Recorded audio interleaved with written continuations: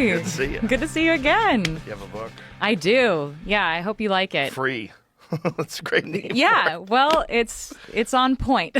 Yeah, it's on the nose. Yes. Yeah. Well, that whole question of what does it mean to be free, and what, yes, there's the physical, like, oh, you're out of prison, but then also, is your life the thing that you expected it to be, and how do you make your own freedom when you feel hemmed in by all of the things that happen to you? So Yeah, you're connected to that forever. That's always going to be a part of your life. It's not like anything else that didn't really happen, like you didn't do anything, and you're connected to something that you didn't really do forever. For people that don't know the story, yeah, we should do a probably, little recap. yeah. Recap. Okay, recap, friends. Real quick. Recap, friends. And you can go back to the episode of Joe Rogan. What number was that? You I know, don't off the know. top of your head. If you just Google Amanda Knox, you'll go, holy shit. They'll go down a crazy rabbit hole. Yes. So in a nutshell, what happened? Yeah. I was studying abroad when I was 20 years old in Perugia, Italy. One of my roommates was raped and murdered by a burglar who broke into our home. But I was accused of having orchestrated a murder orgy. And I was sent to prison for 4 years. I was sentenced to 26 years. I was put on trial for 8 years. And it became this international scandal where it sort of pinged all of the buttons in all the right places. This happened in 2007. So, early 2000s when the social media was really becoming a thing. The iPhone was becoming a thing.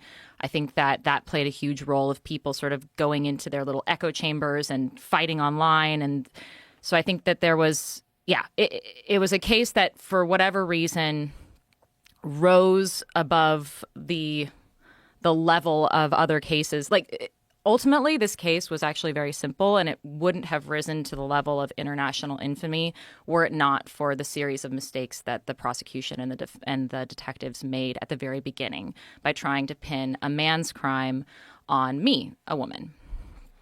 Yeah. And if anybody wants, there's a documentary. Yes, there's a Netflix documentary. I wrote a book called Waiting to be Heard.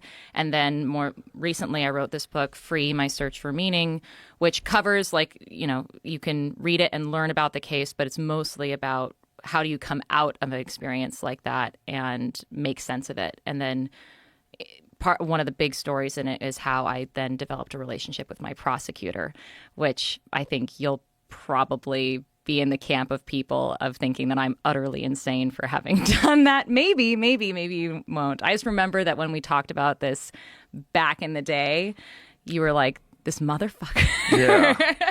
So you've become friends with him? Friend is an interesting word. What is a friend? Someone else asked me that. Like, I was like, it depends on what you mean by friend. And they said, well, do you trust him? And I said, well, I think that at the point that we are now in our relationship, I do trust him. I trust that he's telling me the truth about what he really thinks and feels about the situation. So I feel like I have very privileged, special access to the mind of the person who put me in prison. And that is a very interesting, awkward, but also empowering place for me to be, because one of the things that really bothered me about this experience was not understanding why it happened to me. Why did this man look at a 20-year-old girl with no criminal history, no motivation to commit this crime? Why did he look at me and think, there's my rapist and murderer? And I didn't understand it. And I didn't feel like demonizing him in my mind or vilifying him in my mind was going to actually give me a satisfying answer as to the why of it all. A lot of people said, well, it's just because he's a bad dude. He doesn't care what the truth is. He's just covering his ass. Like, these were all really simplistic ways of framing his motivations, and I didn't really buy them. So instead, what I was interested in was going to the source and confronting him, asking why. But to ask someone, why did you hurt me, which I think is a really common thing that people who have been hurt want to know is they want an acknowledgement that they've been hurt, and they want to understand why, and they want to know if that person's not going to hurt them anymore or not going to hurt other people. Like, that's really common for people who have been hurt. The challenge is that people who hurt other people don't like to be confronted with that fact. And so how do you start a conversation that's not going to immediately become adversarial? And that was one of my biggest challenges. But I came up with this methodology that I actually became so important to me that I tattooed it on my arm. So this is it. There are 4 steps. And the first one is find common ground. So it's this Venn diagram, find common ground. I promise you that every single person on this earth, you have something in common with them. Find it. So I asked myself, what could I and my prosecutor have in common? I didn't know this man. I didn't know what his history was, what his background was, but I did know that he, like me, was part of this really big, scandalous in the media case. And he very likely felt misconstrued or misrepresented also in the process, maybe dehumanized in the process. And so I reached out to him and I acknowledged that fact. I said, hey, I don't know who you are. I only ever encountered you in the police office and in the courtroom where you were someone who was trying to ruin my life.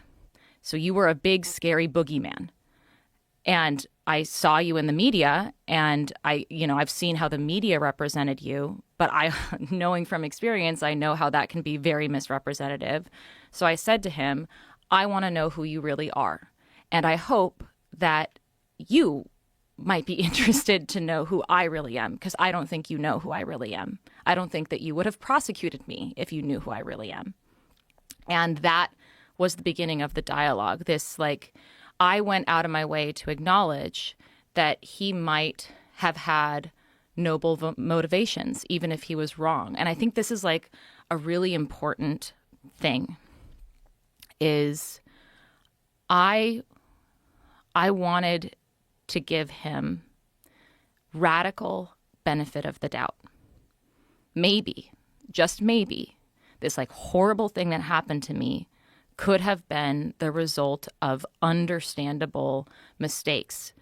And if anything, I think coming into contact with the innocence movement and criminal justice system stuff and reform, all the stuff that I've learned after having gone through this experience has made me realize that like some of the most horrible things can happen and can be enacted by people who have the best of intentions. And so I assumed that of him, and I gave him that benefit of the doubt. And as soon as I opened that door, hey, you hurt me, but maybe that wasn't your intention. Maybe your intention was something else. He filled that void with his story and his message and what he wanted me to understand about himself. And I mean, one of the wildest things about this book is that I talk about, I do not sugarcoat what I went through, and especially what he did to me. I very, clearly set out, here's the fucked up shit he said about me in court. Completely without evidence, totally made up bullshit. And it ruined my life, right? Here's what it is. Acknowledge these facts. And also, here is a person who might have had, in doing so, might have been coming from a place of trying to rationalize things in his own mind, which is a thing that we all do. We all do on a regular basis. We're all just sort of interpreting our reality in the way that suits us. And so I wrote this book from my perspective. I translated the entire thing into Italian before it ever got published, so that I could share it with him, so that he would know what I was saying about him in public, what was imminently going to come out. And his response was, I have never felt more seen. That's what he told me. That sounds like something a teenage girl would say. Well, that's an interesting observation. Because it's become quite emotional. Especially on his part. Oh. I don't know. I shouldn't go there too much. You're protecting his privacy? That's hilarious. Yeah.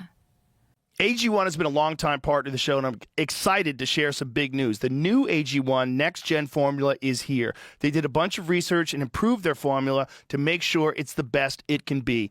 The same single scoop once a day, same subtly sweet flavors with those hints of vanilla and pineapple, but now with upgraded probiotics, vitamins, and minerals for even more comprehensive formula. AG1 Next Gen is clinically backed with 4 human clinical trials, and it's shown to fill common nutrient gaps even in healthy eaters. Plus, AG1's Next Gen travel packs now come in upgraded packaging. They're easier to tear, pour, shake, and go, so your daily nutrition is even more seamless wherever life takes you. So subscribe today to try the Next Gen of AG1. If you use my link, you'll also get a free bottle of AG1 D3, K2, and AG1 welcome kit and 5 of the upgraded AG1 travel packs with your first subscription. So make sure you check out drinkag1.com/Joe Rogan to get started with AG1's Next Gen and notice the benefits for yourself. That's drinkag1.com/Joe Rogan. Yeah. You're a very nice person. You're so much nicer than me. Well, I don't know. I've just had really bad stuff happen to me. And I don't wish bad stuff upon other people. And That's a beautiful way to live your life. It really is. I mean, that's what all Christians aspire to, is what you're doing. yeah, I guess I'm not a Christian. Radical forgiveness. Yeah. And it's funny. I didn't really set out for people point to that. They're like, forgiveness, you're doing forgiveness. And I was like, is this forgiveness? Or is this Just communicating with him is forgiveness in some way and not having extreme anger. Well, that's the thing. I do have extreme anger. That's all part of it. And this is where the Buddhist in me comes out, where you can have extreme anger towards a person and at the same time hold them in your hand as this tender, fallible creature that is capable of violence against you, but is also capable of being hurt. Just because someone hurt you doesn't mean that they're not capable of being hurt. And I certainly don't want to be in the position of hurting someone. That's just who I am. And if anything, one thing that I've communicated to him is look, I don't know if you're ever going to really wrap your head around what you did to me. But if you do one day, I know that you're going to feel really, really bad. And I just want you to know that I don't wish suffering on you. I don't. Did you ask him if he had gone over any of his previous cases and wondered whether he did the same thing to other people? Because I don't think that's something you do once. I don't think you are an ethical prosecutor who just really objectively analyzes the evidence and puts forth a case based on what you think is the facts. Mm-hmm. I don't think you do that your whole career. And then this 20-year-old bitch, I think she's too cute. I don't like how she's smiling. Yeah, there was that element to it. It has to wasn't be. there? Well, yeah, I think that, and I do feel like there was some kind of pornographic nature to it. I don't know. I think that maybe... Well, there's a lot of men that have a deep resentment for beautiful women. Just from feelings of rejection, Yes. or okay. Yeah, because they are attracted to them, or they find them to be beautiful or desirable, and they know that that woman wants to have nothing to do with them. They are completely repulsive. And so you see it a lot with, unfortunately, unattractive men. They develop a hate for women. I've seen it. I've seen it evolve over years with people that I used to be friends with. Just constant rejection, and then it becomes fuck these women and fuck them. They just want this, okay. Put yourself in their position. You're gross.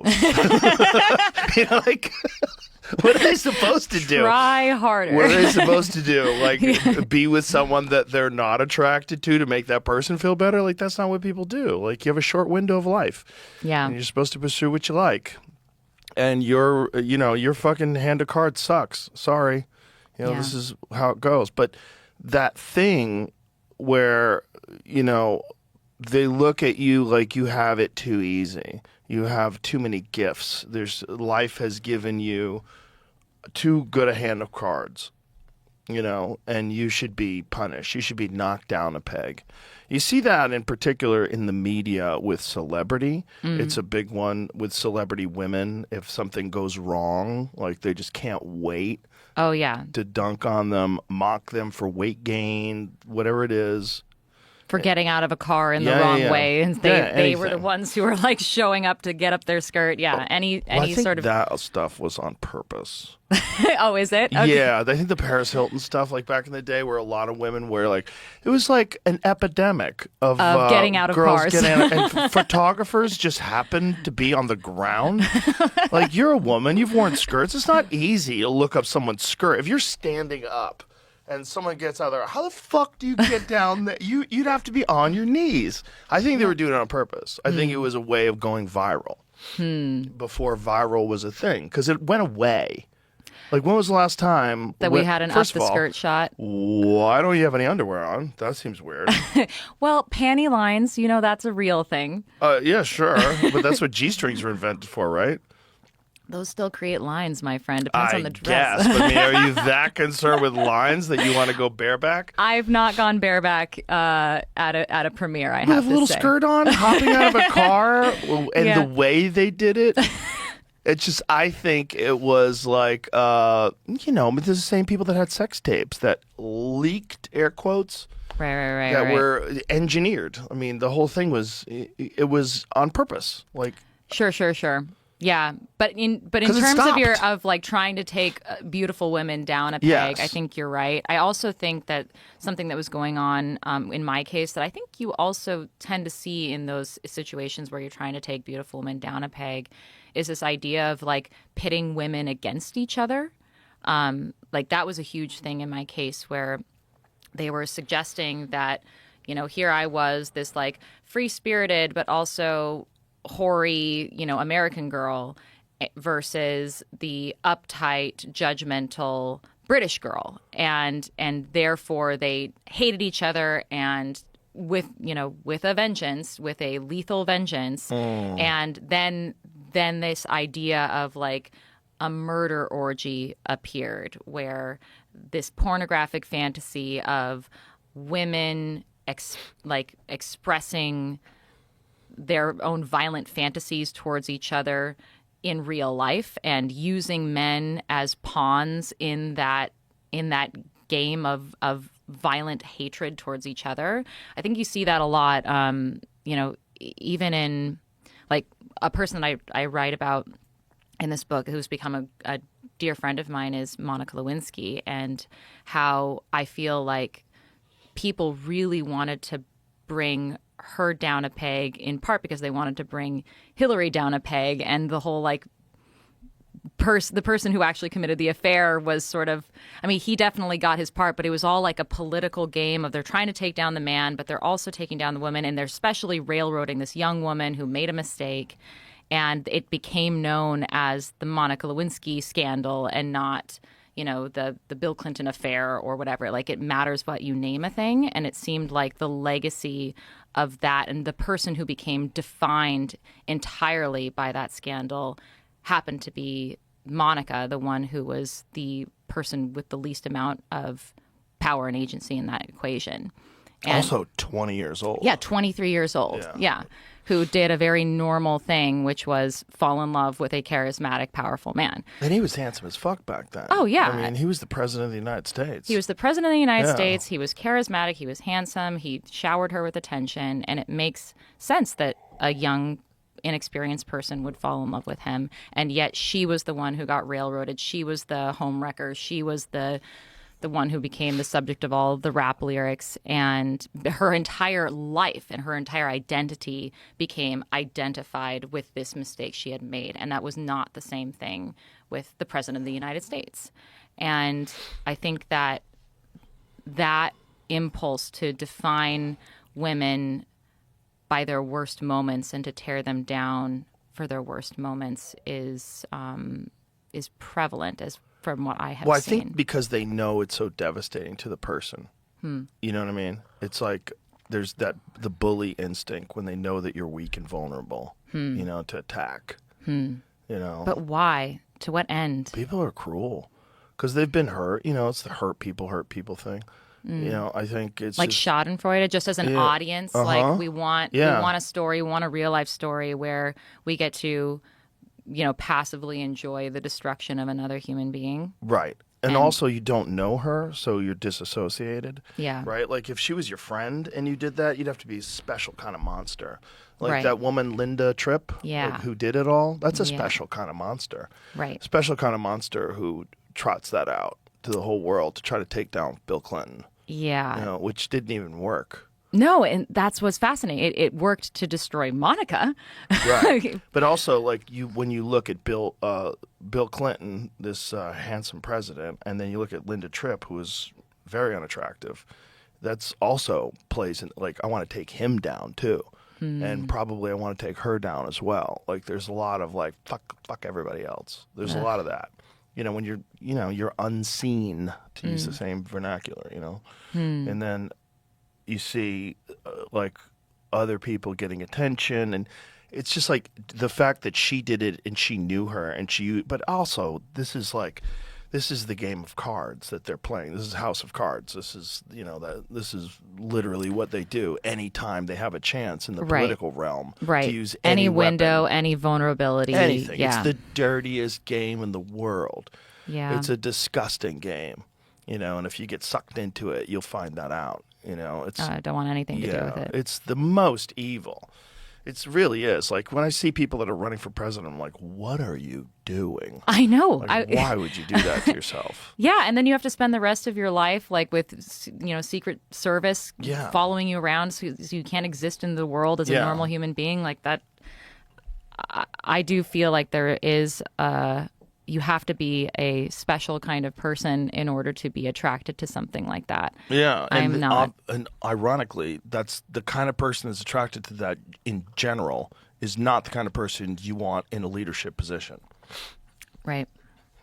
You know, which is like, wow, what do we do now? Yeah. So is democracy completely and utterly flawed because it relies upon the ambition of the wrong people? Or heroes, or legitimate heroes, like someone who's like, you know, I'm going to tolerate this. I'm going to carry the burden of this on my back because I think I can help people. But does anyone ever, like, actually arrive at at the seat of the president as that person? Like, here's the question: do they stay that person? Because I used to think Obama was that person. I really did. You know, I was like, wow, we got a good one. You know. And then, I was sad I missed out on that. Yeah, it was pretty cool. But in retrospect, you know, when looking back, like, probably not really. Like, probably got corrupted by the system or was corrupt originally, you know, and is now willing to openly lie. God. Yeah, it's dark. It's dark, you know, and I think it's just it's a strange social position that I don't think is manageable for anyone. I don't think the human mind is prepared to be in that kind of a position of power and not have it completely distort what you are. And then there's the relationships that you have to have with all of these various politicians, and then special interest groups and lobbyists, and then foreign leaders, and then how do you manage all of that? Heads of defense contracting companies. Like, what? Yeah. Can I tell you a story? Yes, please. Okay, so this story didn't actually make it in my book, but it is one that I wanted to tell you because it talks about how my weird relationship with other people who are in positions of power, like police officers, right? Like, I'm an advocate of criminal justice reform. I talk a lot about, like, I go and testify in front of my, state Congress trying to get certain laws passed to protect, innocent people. And one thing that I like to point out is that I'm not anti-law enforcement. If anything, I was a victim of crime before I became a victim of the criminal justice system. Like, someone broke into my home and raped and murdered my roommate, and then I called the cops, and then the cops went on to betray me.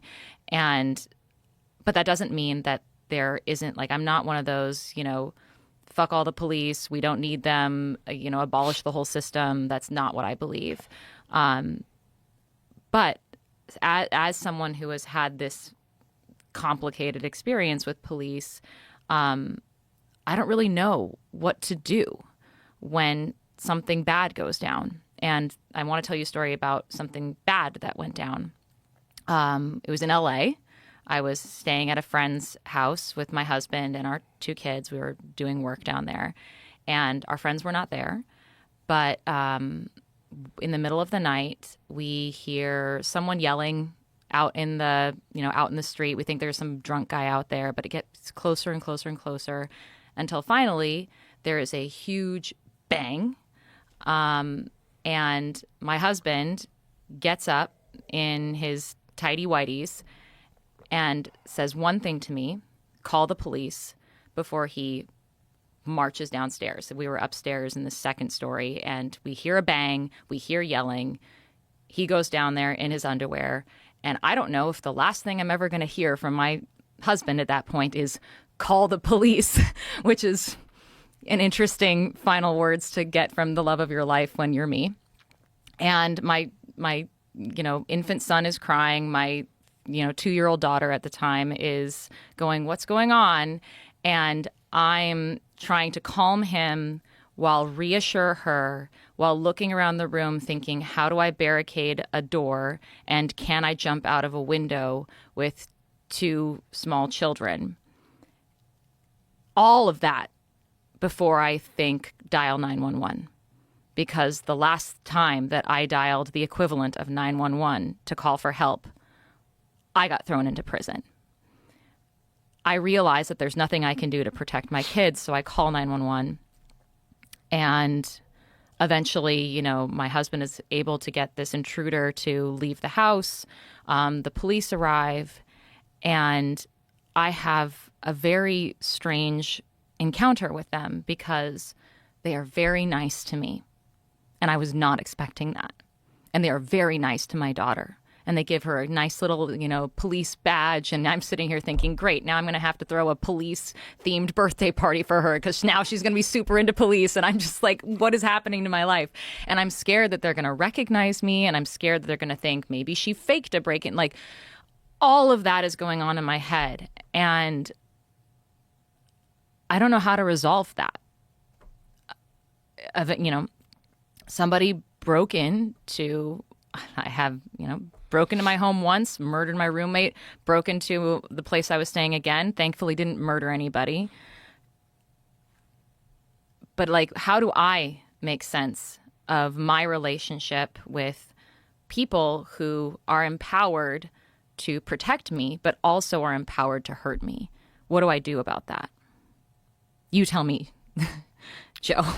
What do I do? There's no way I could know what's going through your mind.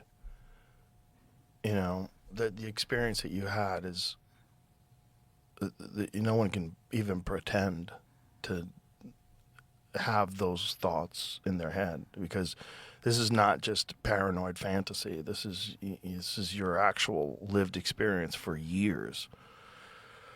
Yeah, it's a good question. What had happened? Like, the bang, was it someone kicking down the door? Yeah, he had kicked in the door through the deadbolt. What was the yelling? The yelling was, he was just schizophrenic? Yeah, he thought that someone had stole that house from him, and he was yelling for some name of a person who didn't live there.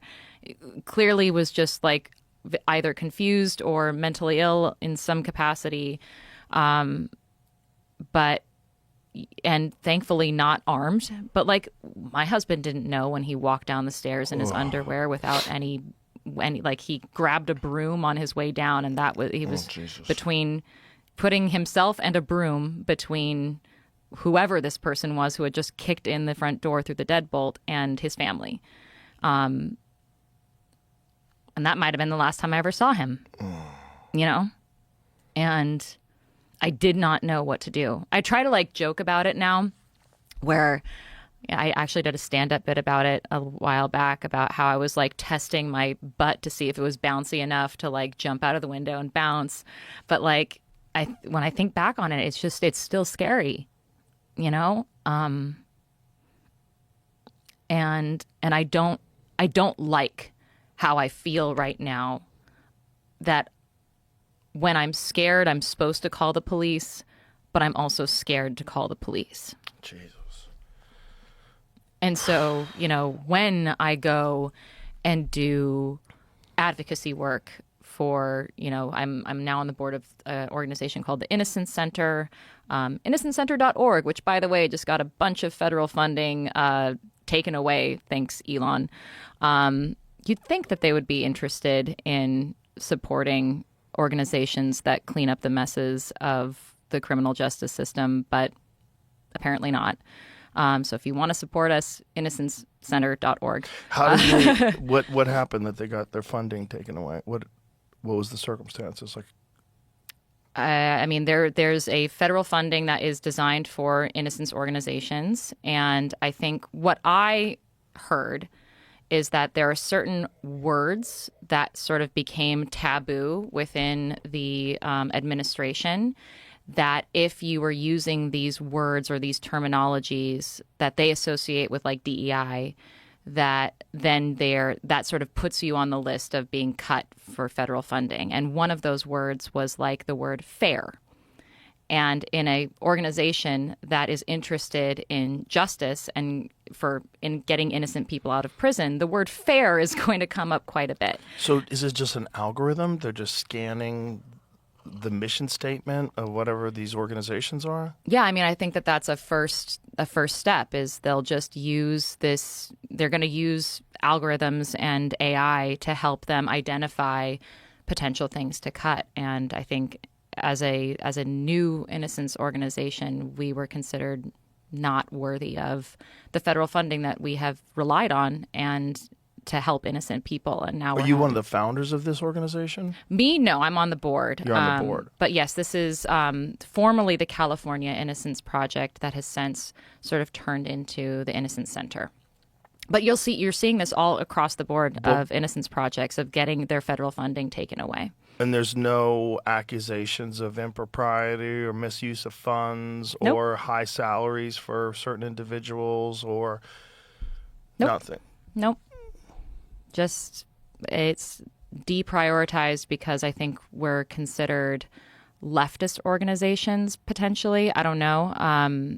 But I know that like I have always thought that innocence and justice were bipartisan issues, and I thought that we had been making great, strides in sort of welcoming in both liberal and conservative partners in this ongoing fight. But because these things disproportionately impact people of color, you're going to see language around that acknowledges that fact. And I think that has been sort of put in. Innocence organizations are now being put into DEI camps, and we're being stripped of funding.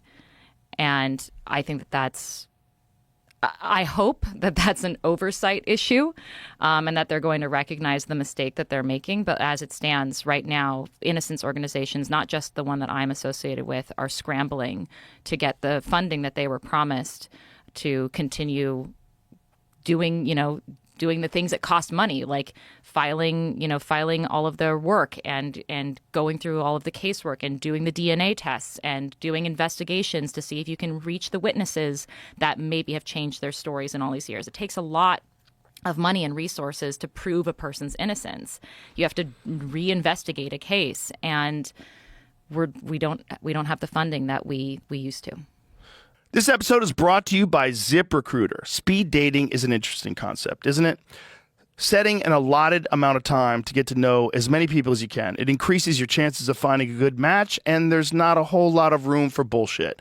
You have to cut to the chase to find what you're looking for. Wouldn't it be nice if you had something like that when it comes to hiring for your business? Well, good news. There's ZipRecruiter.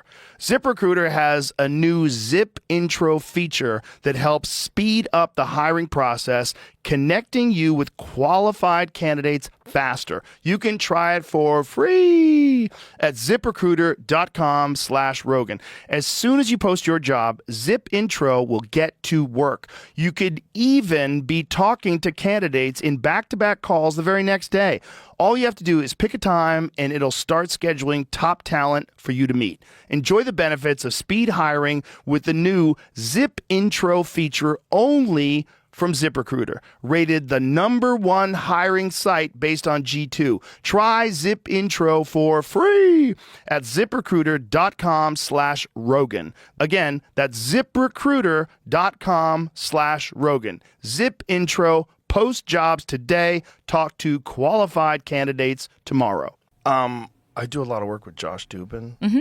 And Yeah. you know Josh? Yeah. I mean, I've never met him personally. But... He was with the Innocence Project, and now he's with the Ike Perlmutter Center for Legal Justice. And it's same kind of work.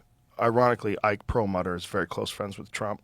Huh. And so... I mean, I would have thought that would have been of interest to Trump, considering I think it's a baby with the bathwater type deal. Right. Where there's a lot of what you would call almost like slush fund NGOs, where they're inappropriately moving funds around and doing stuff. And I don't know if you've ever seen any of Mike Benz's work, but he essentially says that USAID is really there to do things that are too dirty for the CIA. So the extraordinary amount of money that was being moved around, there's a certain percentage of it that was inappropriately being used. I imagine so. Yes, Yeah, sure. an enormous percentage. So it's a lot of money. But unfortunately, there's a lot of good that also is coming out of that money. And that's what's difficult. It's like, when you round up all the quote-unquote gang members, right, and you fly them to El Salvador, are you sure they're all gang members, or do you care? Right, exactly. Right. And Do I you think care, that's... or is it just like we're just here to clean things up, and if we break a throw few an eggs to innocent, make an omelet, right? Yeah. Are innocent people the price of us getting to be efficient? Don't become a monster when you're fighting monsters. Yeah, Yeah. and that's what I think we're brushing up against right now, and as someone who really is like just interested in keeping, especially this issue, like this is a human, like we all should be on the same side about this. 100%. Yeah. Why is it being turned into a left or right issue? And Well, why... maybe I can get this in front of Josh, and he can present it to some people, and have them reconsider their position. That would be great. I would, and if you need to put me in contact, like I would be happy to. One of the things through working with Josh and, just through this podcast, we've gotten a lot of people released that were wrongfully convicted. And, when you go over the amount of corruption that's involved, and I think there's an issue with human beings whenever there's a binary position, a 1 or a 0, you win or you lose. Yes, the adversarial system. Where It's like I have to win this side, Right. and I cannot at all like acknowledge some truth that might be to the other side. Like, and then you have this game where you hire, like if you are a guilty person, you hire the best defense attorneys that probably even know you're guilty, but their job is to get you off by any means necessary to... Well, their job is to make the government prove your guilt, right? That's what technically a defense attorney who's really good Right, but is. that's not really what they're doing. Yeah, they're trying to get you out of jail. Yeah, of course. Yeah. The goal being if you can't actually prove it, then... Well, their goal is to win as often as possible so that they're the person. Like, this is the guy you want. Mm-hmm. You Although know? I have talked to some really interesting defense attorneys The defense attorneys who represented Larry Nassar, for example, famously, for those who don't remember, was molesting young gymnasts. You remember him? The Olympics guy. Yeah. And I interviewed them because it was two women who represented him. And so a lot of people were like, how dare you represent this man as a woman? How could you? And their position was, well, we didn't represent him to prove him innocent. We had him plead guilty to these crimes. We just feel that everyone deserves to have a defender. We're defenders. We represent people in the law, and they were getting like demonized for even taking him on as a client. And I thought that was interesting because they weren't trying to get him off. They were just trying to have to represent due process. And I felt like that was a really interesting case of people confusing what is the role of a defense attorney. And I think you're right. Like, some defense attorneys really don't care if their clients are guilty or innocent because they are also in this adversarial system. Yeah. And so they are also in this position of just wanting to win and wanting to make the lives of, law enforcement difficult. And they're willing to throw victims under the bus in the process. Like, I've had really frank conversations with friends of mine in the innocence world where they talk about how they were trained to just destroy a victim in order to diminish their credibility in court and to really put them in a really bad position so they didn't want to pursue justice for themselves. And I think that, and they look back and go, oh my God, I can't believe that that's how I was trained to be a defense attorney. But like, that was just part of the game. And I think that's where this whole course of justice gets completely distorted. Yeah. Because it's like, well, what is the point of all of this? Like, it should be about like arriving at the truth Right. and then having there be like some recognized consequences for acknowledging what really happened. Like, we need Right. to address the issue, which is somebody got hurt by someone else. What do we do? Now what? And instead it's become, well, I'm going to win. Like, I'm on this team, you're on this team. Fight, fight, fight. Let's see who wins. And as a result, the whole issue of truth gets distorted and becomes about making the best story that captures the people's attention. And I think, that was a huge lesson for me, was realizing that like the truth didn't matter. Like, nobody cared about the truth. They cared about the story. And was it a story that spoke to them? And was it a story that lingered for them? And that's, an ongoing thing that I write about, is like, okay, here's this crazy story that is not true, that took over my life, and that still has this huge role. Like, I'm still in conversation with that crazy story that was written about me. And the fact that like my entire identity is now wrapped up in the death of my friend that I had nothing to do with. And I'll forever be defined by it because it's such a captivating story. And because the prosecutor was dead set on winning and wasn't necessarily interested in the truth.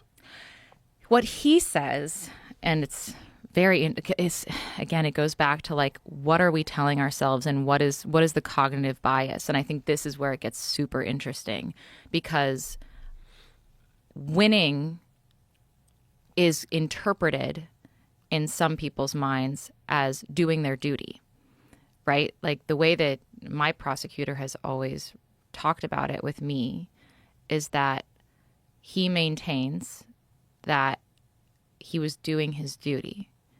This was his job. His job was to make a case that made logical sense to him based upon certain premises, and then to win that case in court. That was his job. That was his duty. And he believes that he was doing the right thing because that's what he was trained and incentivized to do.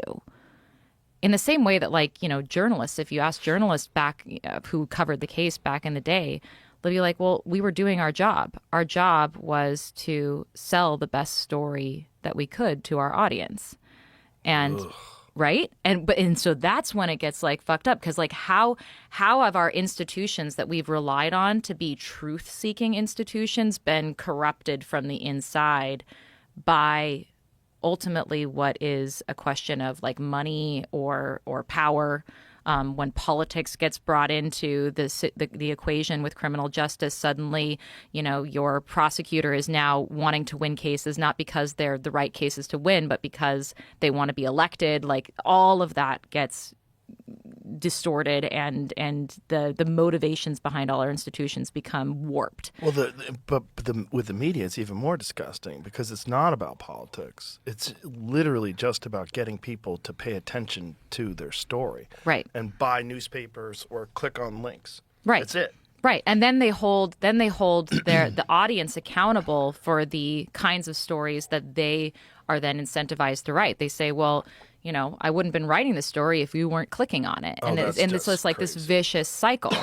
That's crazy. It's like I wouldn't have robbed your house if you didn't have nice stuff. Exactly. That's fucking crazy. But Yeah. like that's how, if you're in that little echo chamber of a system and that's what your reward structure is, of course that's what you're going to end up delivering if you're somebody who doesn't have the introspection to question like, okay, wait, what am I doing and what is the point of all of this, and do you have certain principles? But again, the people who rise to the top are maybe the ones who are willing to question those principles in order to achieve certain ends. Yes. Yeah. And then there's also the problem with you're working for a corporation if you're in the news.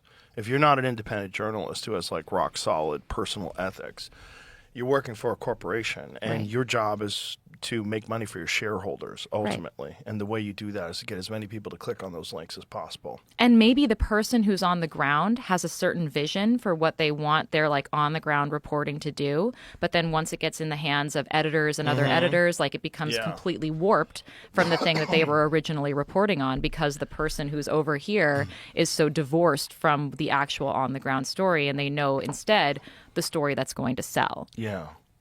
So Yeah, it's dark. I mean, it's the same sort of distortion. Excuse me.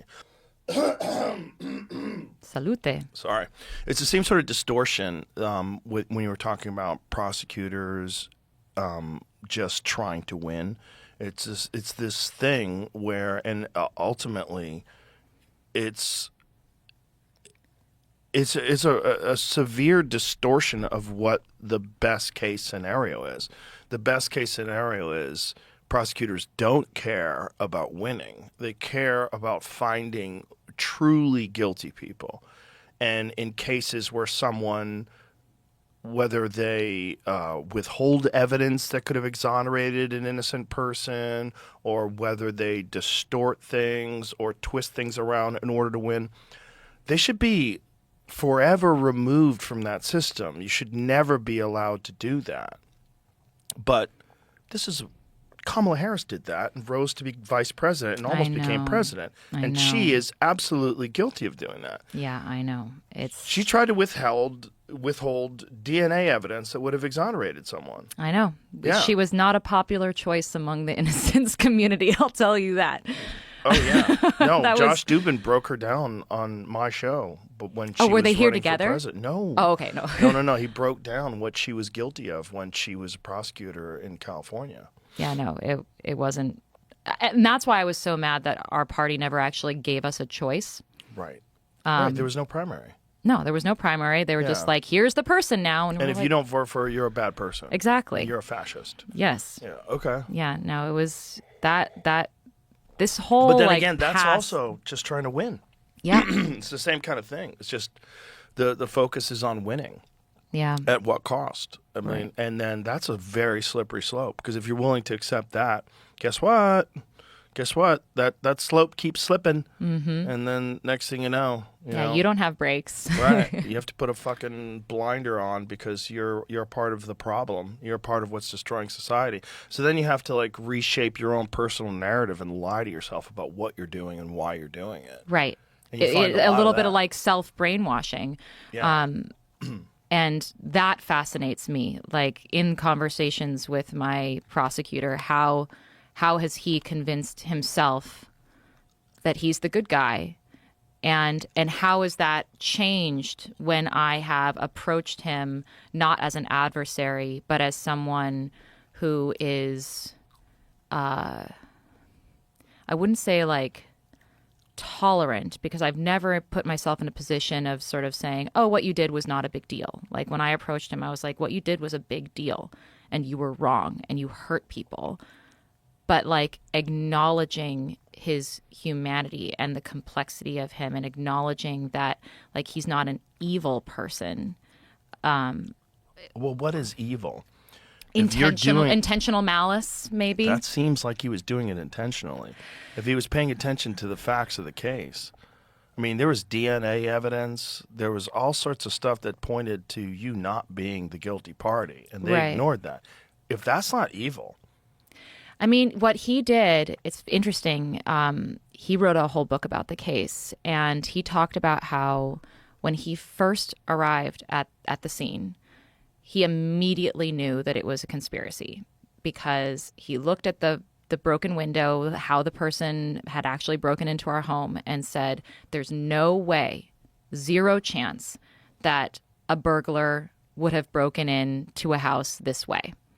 He just was like 100% convinced that immediately that the break-in was staged.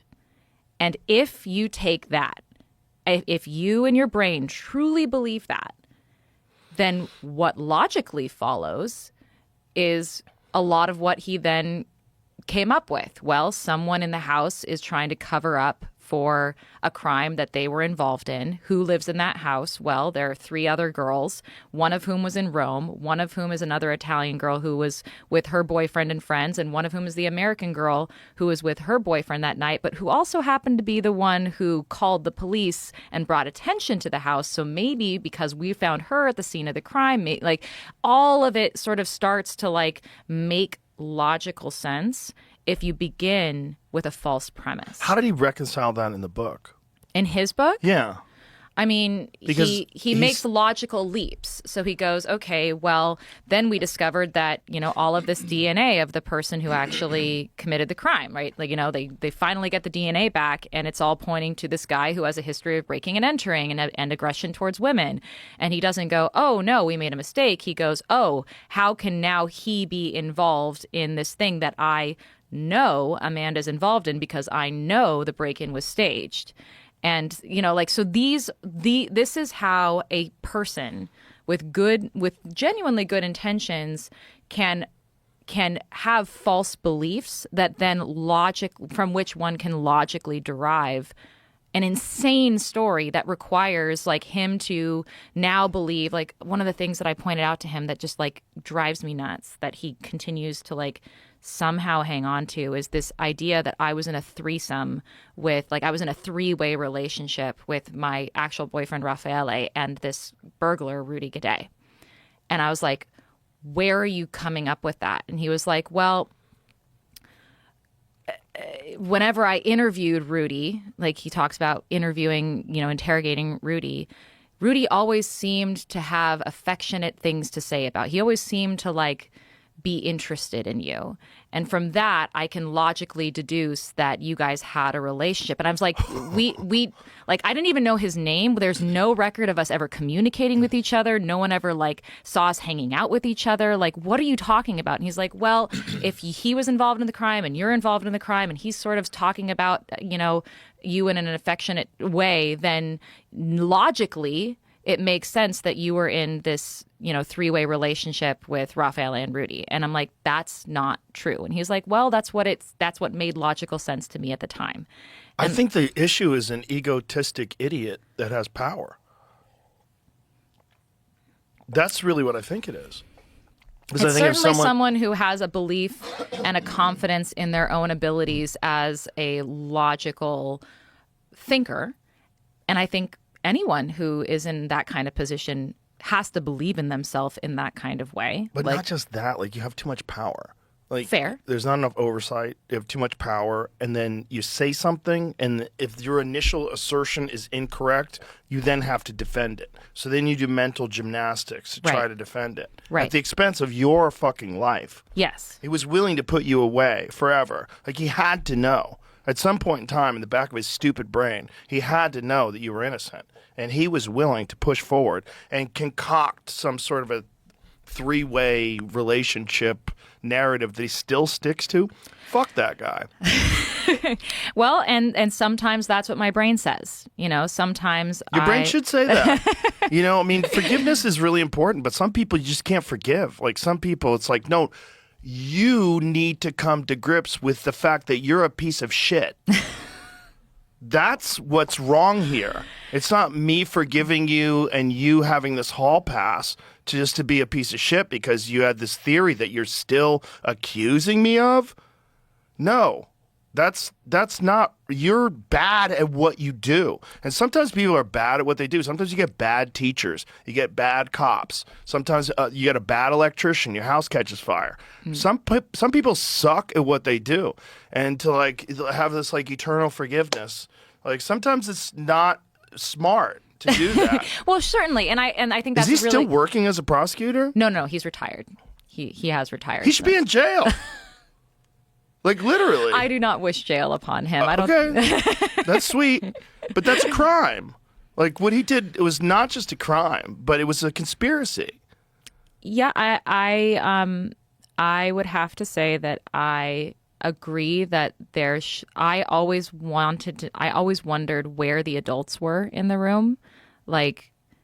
The whole first 2 years of my imprisonment, I was like, this is all a huge mistake, and it's really obviously a huge mistake. And when are the mommies and daddies going to show up and say, okay, kids, stop your squabbling, let's straighten things out? There's no mommies and daddies. There are no mommies and daddies. Yeah, that's the thing that freaked me out. Yeah. Is we're all adults now, and right. This is all we are. We're just a bunch of screaming toddlers, just screaming at each other constantly. And here I am now, I feel, in a way, trying to mother my prosecutor through his, psychological tantrums. Ugh. Which is a weird position to be in, because now that I've, developed the relationship that I've developed with him, I care about him. I don't think that you can. I set out to understand him. I wanted to understand him, but in the process of really understanding a human being and having them be really open to you, I don't know. I feel like you inevitably begin to care about this person, even in their, flawed fragility as a human being. And so on the one hand, I'm very angry at him to this day. And on the other hand, I care about him, and I have to give him some props. He didn't have to respond to me. He didn't have to meet with me. He didn't have to sit there and hear me talk about how he had fucked up my life and he shouldn't have. I did not it's not that me being kind to him does not mean me tolerating injustice. Yeah. And it does not mean me not setting boundaries. And it does not mean me sugarcoating what really happened. He knows what I think really happened. And he says, well, we can disagree about our perspectives in some ways, but ultimately what matters is that you reached out to me and saw me as a human being. And in response, I also inevitably came to see you as a human being, and I care about you. And so in a way, we're still in this awkward dance of one part of us is stuck in that adversarial system, and one part of us is in a adversarial, very accepting of all the things space. And we're paradoxically existing in both of them at the same time. And I think that that's just kind of how life is. One of the paradoxes of life is that if you really just sit down and sit with yourself and your life just the way it is right now, if you really do just notice right now, you and me, here we are talking, we are okay. You and me, we are good. And also, there's still fucked up shit in my life, and there's still fucked up shit in your life, and things could be better, and all of those things can be true at the same time. Like, I'm still fighting to clear my name in Italy. I don't know if you kept up with the latest with my case. Oh yeah. So I've been cleared of like all the crazy, horrible murder, orgy, all of that stuff cleared. The thing that remains, and this is just the bane of my fucking existence, is when they cleared me of having anything to do with the crime, they left open the possibility that I was present when the crime occurred. And I believe the reason that they did this was because they wanted to find me guilty of something. And the thing that they found me guilty of was the way lesser crime on the list of all the crimes that were there, which was slander. They accused me of knowingly and willingly falsely accusing an innocent person of having committed this crime, because during my interrogation, I was coerced into implicating myself and my boss, Patrick Lumumba, of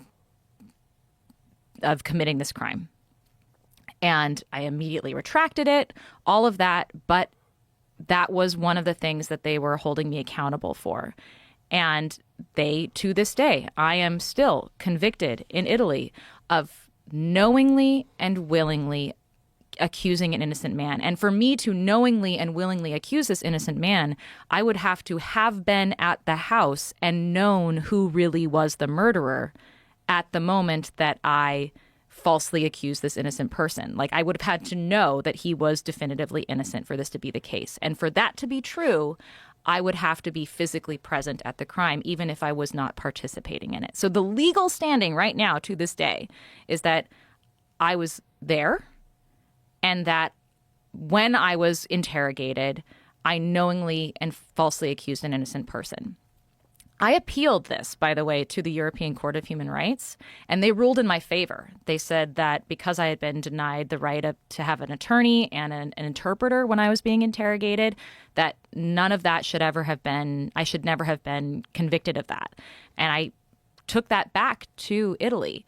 I took that ruling back to Italy, and they overturned it. I was actually acquitted of that for a second, but then sent back for retrial recently. And recently, this is 18 years later, recently was put back on trial for that. This was last year. And I was found guilty again. Oh, my God. On the basis, not even of the statements that the police coerced me into signing, but on my retraction. So I hand wrote a retraction of those statements that the police coerced me into signing. And I was like, I'm so confused. I can't testify. I don't know if Patrick did it or not. I just don't know. And they said, well, even a confused statement where you're not sure what the truth is, if you were physically present at the crime, is slander. And you falsely accused an innocent man that you knew to be innocent. And so... But they have no proof that you were there. Exactly. So we're in this cyclical thing where they just don't want to admit that they fucked up. That's what I think. And I'm at this point where I'm like, okay, now what? Because I'm definitively convicted of this thing, and the legal truth in this case does not represent the actual truth in this case. Are they trying to protect themselves from some sort of a civil suit?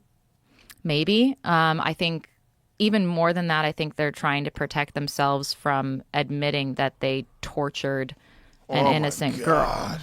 Oh, my God. So they can say, well, she is guilty. She did do this. Mm-hmm. She's a guilty And so it's person. not crazy for us to think that she might have been involved in the murder, or because was here there, she at is. Least. She probably lied about being there. And yeah. Jesus Christ. And all they were ever able to do was prove that I lived in the house that this happened in. Sure, my DNA is in my house. It's not anywhere near Meredith's body or where the crime occurred. But they're saying that, I was there. And it's sort of this, cyclical sort of reasoning. Amanda said she was there, therefore she was there, therefore she said she was, it's this, insane cyclical reasoning. And I'm at the point where I have to ask myself, how do I fight this? And if so, do I? And that's where this whole question of freedom comes in. Do I have to definitively prove my innocence in a court of law to feel that I have definitively proven my innocence? Or do I need to definitively prove my innocence in the court of public opinion in order to feel free, or to feel like I'm not, regardless of whether I definitively prove my innocence or not, like, am I ever going to be free of this? Is this ever going to be not touching me and impacting my life? And the answer that I've come to is, well, no, in the way that like any of our experiences have come to define us as human beings.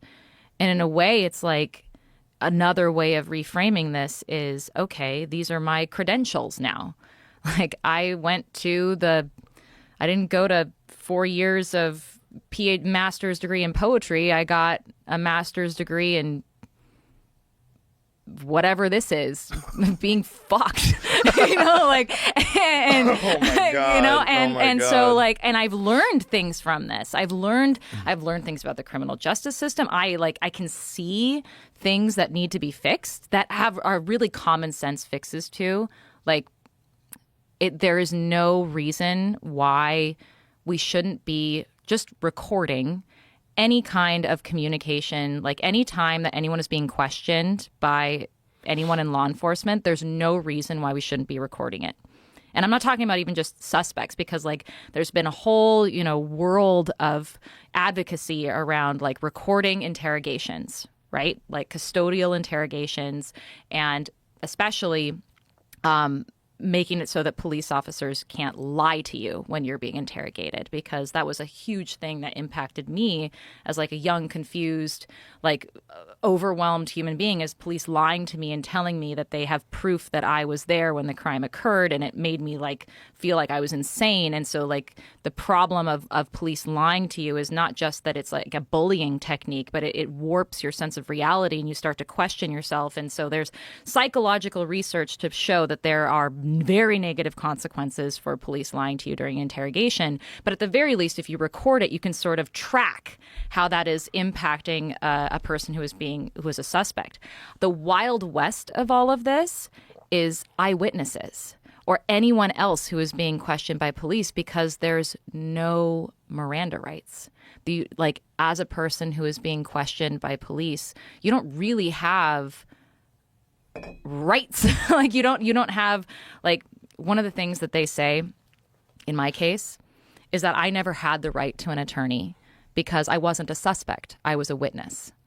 And so like to this day in Italy, there's like this resistance to the idea that I was like coerced into, that I was even interrogated at all, because there's this like little loophole where they say, oh, you weren't interrogated, you were interviewed.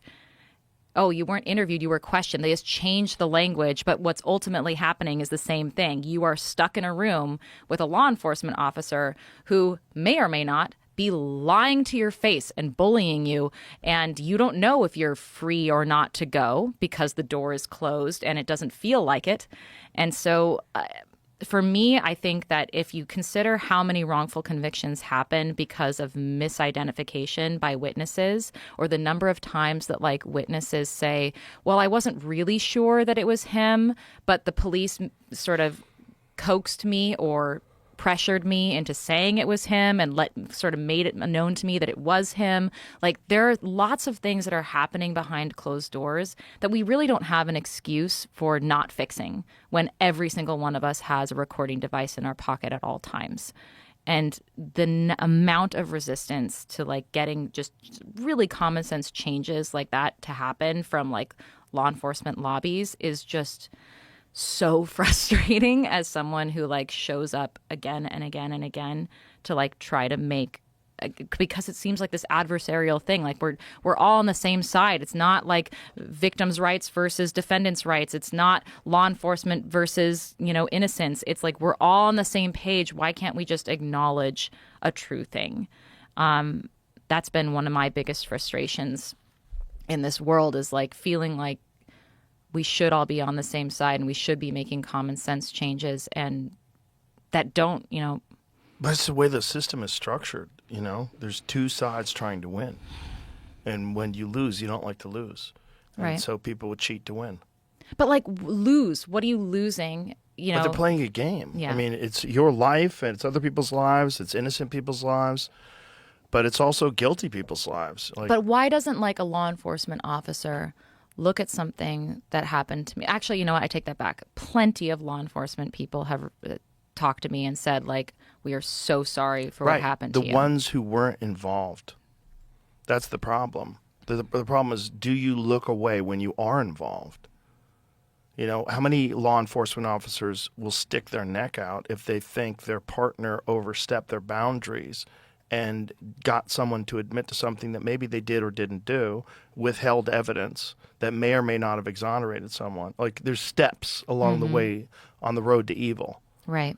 And no one gets rewarded for sticking their neck out or for holding their friends get accountable. punished. Yeah. You get you get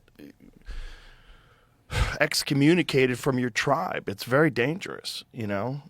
So how do we motivate any other, like, It's a real problem. It's a giant conundrum. It's a real problem in the way the system is structured. And the feeling that you have to, like, in order to do the right thing, you just have to switch sides, like, that really bothers me. Also because, like, one thing that I would love to see more of is more of, like, a collaboration between victims' rights advocates and innocence rights advocates. But, like, oftentimes you see us sort of pitted against each other as if, like, you know, I've always felt that the criminal justice system never did enough for victims. That, like, the only compensation that victims are really given is the idea that you're going to punish the perpetrator. And I've always wanted to know, how is the system going to help the victim rebuild their life and take back and, like, reclaim what can be reclaimed of their experience and be uplifted. And well, that's supposedly where the civil supposedly, but, like, you're suing the person who committed the crime, and are you ever actually going to get any money from them? Are you, like... Well, sometimes money's awarded to families by the state. You know, there's those, but I mean, is that enough? Like, is that enough? You know? No, I don't think so. I think that people need more support than that. But what is the support, though? Like, what would make it right? Well, I think overhaul the system. Yeah, It's really the only way to truly make it right is to find. I mean, if you're a person, like, I think your approach to this radical acceptance and forgiveness is very, very, very beautiful. It's amazing that you can do it. It's amazing that you think the way you think. And, you know, I used you as an example the other day. We were having this conversation about horrible things that have happened to people that have made that person a beautiful person. Because you went through this insane thing, but on the other end of it, you came out this, like, really interesting person. Oh, well, I was. You really are. You know, I used you as an example of things that don't break you, but that you would never want to wish on anyone else. But then the result of that is this person comes out extraordinary. Yeah, I mean, that's a lot of the obstacles, the way kind of stuff. I mean, it's a lot of stuff that I write about in the book, actually. Is one of the things that my goal with this book was to try to, like, yes, what happened to me is, like, oh, crazy story, happened to a girl one time. But also there are, like, universal lessons and truths that I've derived from my experience that make me, and when I communicate them, they make me feel less ostracized or less, like, singled out as a human being. And one of those is, like, there is opportunity in every tragedy. And I think that what my tragedy challenged me to do was to not be broken by it. And my definition of being broken by it was coming out of it a person who was angry and embittered and diminished by this experience. And I just, the rebellious side of me was like, fuck that. What matters to me? What matters to me is the truth and is compassion, curiosity, compassion. Those are things that I genuinely care about. And having the courage to approach human beings and situations that are painful and that are wrong with the open heart that it requires to have compassion and genuine curiosity. That is what I wanted to define me. I did not want this horrible experience to define me on its terms. I wanted to define me on my own terms. And I think the challenge that any one of us has is remembering what even our terms are when we're feeling sort of overwhelmed with the existential crisis of it all, and the I think one of the biggest mistakes that people make is they are stuck, they are fixated, they dwell on the life that they should have lived instead of acknowledging and accepting that this is the life that they are living. And when you are acting in the world as if you are living the life that you should have lived, you are inevitably becoming ineffective. Like if I were to approach the world and be like, my prosecutor never should have done this to me, and I never should have gone to prison, and people never should have villainized me in the press, I would just find myself debilitated, utterly debilitated by the fact that reality is other than that. And I would just find myself angry and bitter about it all. And instead I go, well, all of that happened. Now what? And by accepting reality and life as it is, I can now become a more effective agent in my life. I don't want to live my life acting and feeling and thinking in ways that are not going to be effective. And so instead, what happens in the radical acceptance of it all is truly coming from a place of I'm not trying to be Christian about it. I'm just trying to not be the completely and utterly overwhelmed and disempowered person that I was when I was in prison. I lost so much. I had so little control of my life. And I think in the end, all of us do. I feel like I weirdly had a midlife crisis when I was 20 because my entire life fell apart. Or I was put on this track, this train that just left the station and was going on its own, and there was really nothing I could do to stop it. And so, okay, now what? That's a great way to put it. Like you're on a train that you can't stop. Yeah, I mean, what you've done is admirable. I mean, the approach that you take is really, I mean, Is it admirable? Is it self-serving? Is it just No, it's not self-serving. I mean, obviously it's self-serving, but that's a good thing. I mean, you're serving yourself in the best possible way, and to not be completely defined by your being victimized. You've risen above it. I mean, just the fact that you contacted the prosecutor and tried to reach out and to talk to him as a human being and try to find out. And accept him where he's at. Yeah. This is where you're at. Well, he's a kind of a victim in a way because he shouldn't have had the kind of power that he had. There's no way to tell. There's no checks and balances that are put in place to make sure the person's ego is not overwhelming them to the point where their initial idea of a conspiracy, And he's also not in a vacuum. There were other people around him who were building him up and supporting that story, and Well, it's also he's in a position of power. They're underneath him. Yeah. There's this weird structure that's in place. Yeah. All of that can be true. Yeah, all that and can I can be true. accept that as also true. And I think there's this weird resistance that people have to accepting the context around a person. Maybe because you realize that if you accept the context around the person, that feeling of self-righteousness that you're ultimately grasping onto dissipates, because it does inevitably dissipate. But I think that's, again, a symptom of someone dwelling on the life that they should have lived. Right. Instead of accepting the life that they have. Right. And I just find that to be a waste of time. It is not just a waste of time. It's the opposite of self-serving. It kind of destroys you from within because you know it's not true. Right. Yeah. And so you're bullshitting yourself as you're bullshitting the world.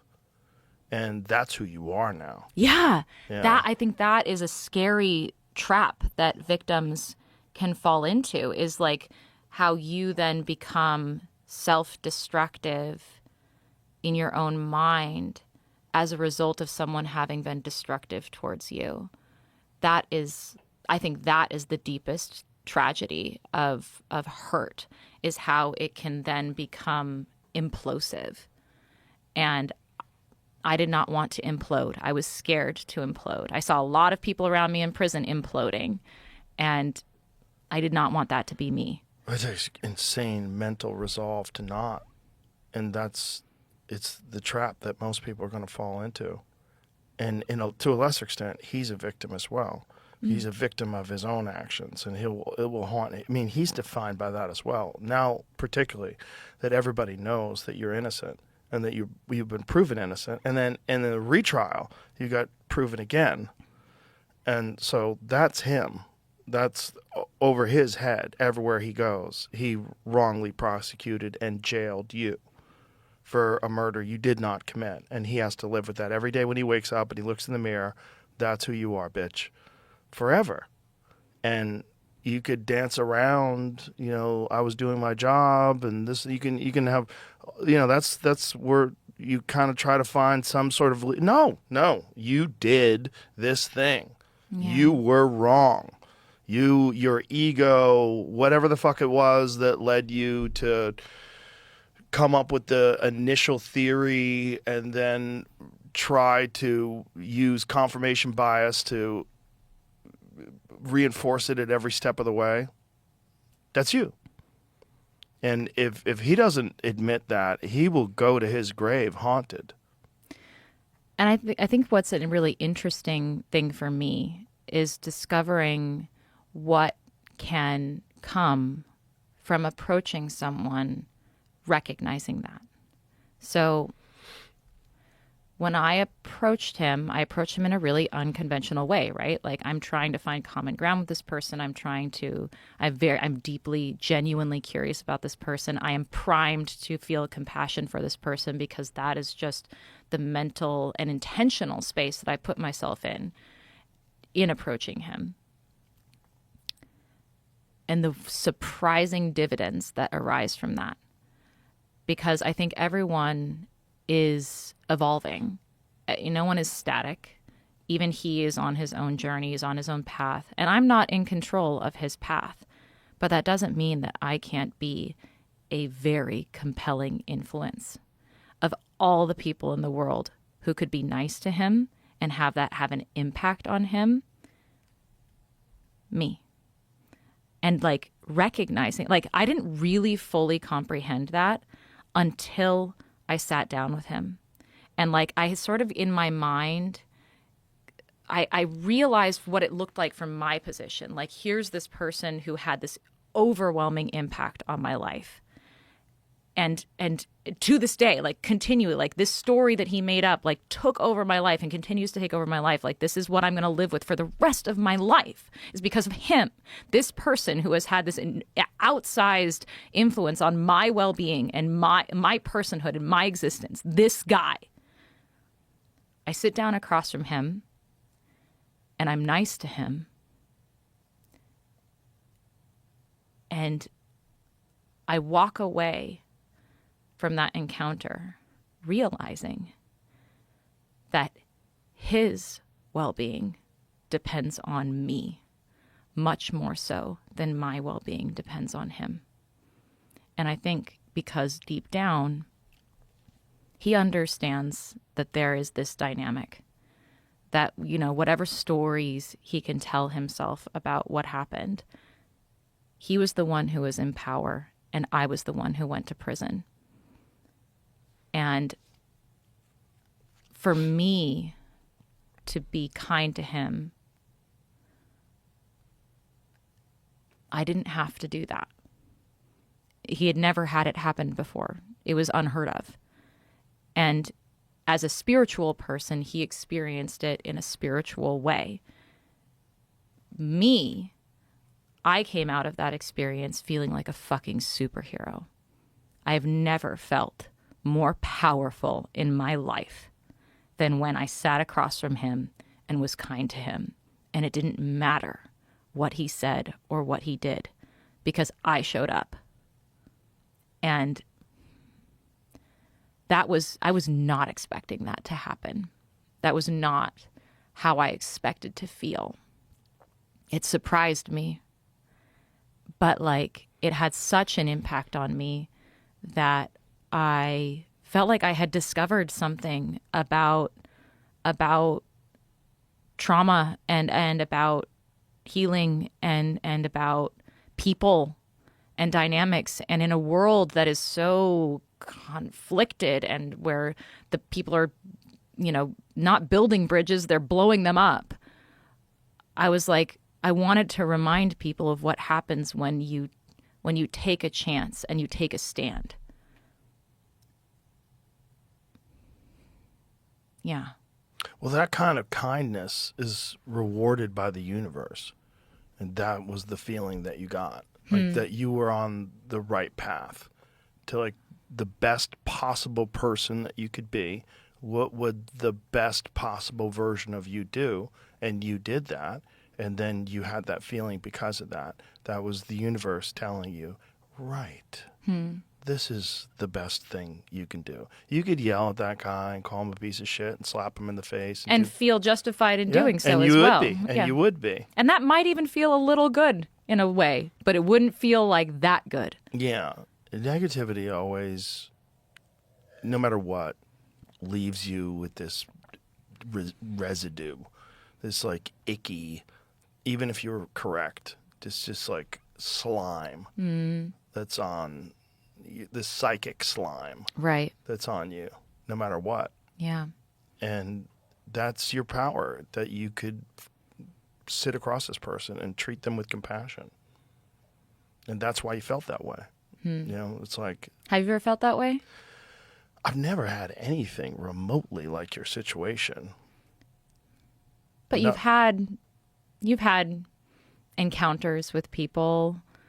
Like, I don't think you have to have as devastating of a situation to like be in a position to know that you're doing the right thing in a moment. Like, for instance, when my husband got up in his whitey tighties and walked down the stairs to put himself between me and and his family and this crazy guy, I feel like maybe he felt that in that moment. Like total clarity of purpose. And it didn't really matter what happened because he was doing the thing that had to be done in that moment. And there was no confusion. I think that, like, when I talk about it with him today, like, to this day, he's just like, I was just not confused. I just knew exactly what I needed. I didn't even think.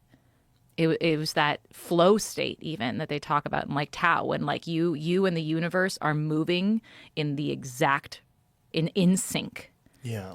And that was my version of it. That was his version of it. And I think that all of us have the opportunity to glimpse that in our lives. And I'm just curious if you've ever felt like you were moving in sync with the universe. I try to be. Yeah. But again, I haven't You still feel kind of slimy. Well, I've had moments where I haven't. I've had moments where I was very negative and attacked back, and I never feel good about it. You know, it's one of the reasons why I don't engage with people online that are negative. I don't, especially particularly like the lowest level of it is social media. I'm not interested in conflict. I'm not interested in it. I don't want to do it. Even if someone has negative things to say about me, I'm not really interested in engaging. I don't think it's valuable. I think it's a trap. Yeah. But it's not the same situation as what you were in. I don't know how I would be. Because the other danger is like, I don't want to consider myself above criticism, say. Like that's, I think the other flip side of that of having confidence is potentially having the confidence that my prosecutor had. Was he feeling in sync with the universe when he was prosecuting me? Did he? Clearly not. There's no way. No. But that's not confidence. That's ego. Confidence is an objective analysis of all the facts doing the right thing, having a rock solid ethical and moral foundation, and knowing you're doing the right thing and knowing you can do it, that's confidence. What he had was ego, this desire to, when people are in a position like that where people's freedom hangs on your decisions and what you do and what you don't do, and then you do it for so many years and you see so many people prosecuted, you just get calloused about it. You see it with doctors, where doctors, they have this, not all, some doctors develop this very callous feeling whether someone lives or dies. They don't care anymore. They're so used to people dying. There's doctors that do surgeries that are completely unnecessary just because they want the money. We were talking the other day about this guy who is a oncologist who treated people with chemotherapy who did not have cancer because he wanted the money. Wow. And he was convicted. It was like, I think it was some insane number of people took this horrible poison to try to kill the cancer inside of them and ruin their lives and there was nothing wrong with them. Wow. Yeah, because and I think his justification was even more sick. His justification was that he was always taught that you eat what you kill. And in that business, in the business of being a surgeon and the business of being a doctor, like, you have to perform this medicine in order to get money. And this is the incentive structure that's put in front of you. I don't know if you know that, but chemotherapy is one of the most profitable things that a doctor can prescribe. They actually get an enormous amount of money from each individual person that they. Yeah, there's all sorts of very twisted and bizarre financial incentives. Again, these institutions that get warped by these various. Exactly. I mean, this is the case with vaccinations. This is the case with prescriptions of various medicines. There's kickbacks, and these kickbacks become incentives, and then you have the overwhelming burden of the financial responsibility that you have with your medical school debt. And then you have malpractice insurance, which is overwhelming. You have overhead, you have staff, you have a bunch of people, and then people start justifying things in a very twisted way. And it's because of the system. And you have to be an incredibly powerful person to rise above that and to say, this is not what I'm going to do. Even if it means I can't do this anymore, I'm not doing this. And then the weakest amongst us just instead they go the other way and say, I'll just justify what no one is going to know. I'll just say, yeah, you got cancer. Yeah. I'm sorry. We're just going to, I want to give her a low dose of chemotherapy for like 6 weeks. Just like, whatever. No big deal. Yeah. Just destroy your body from the And then just out. like this godlike power that that you are imposing this medication on this person that absolutely does not need it. And that person doesn't know any better. Yeah. That's fucking dark. Well, you could go darker. You could go darker with medical transition of children.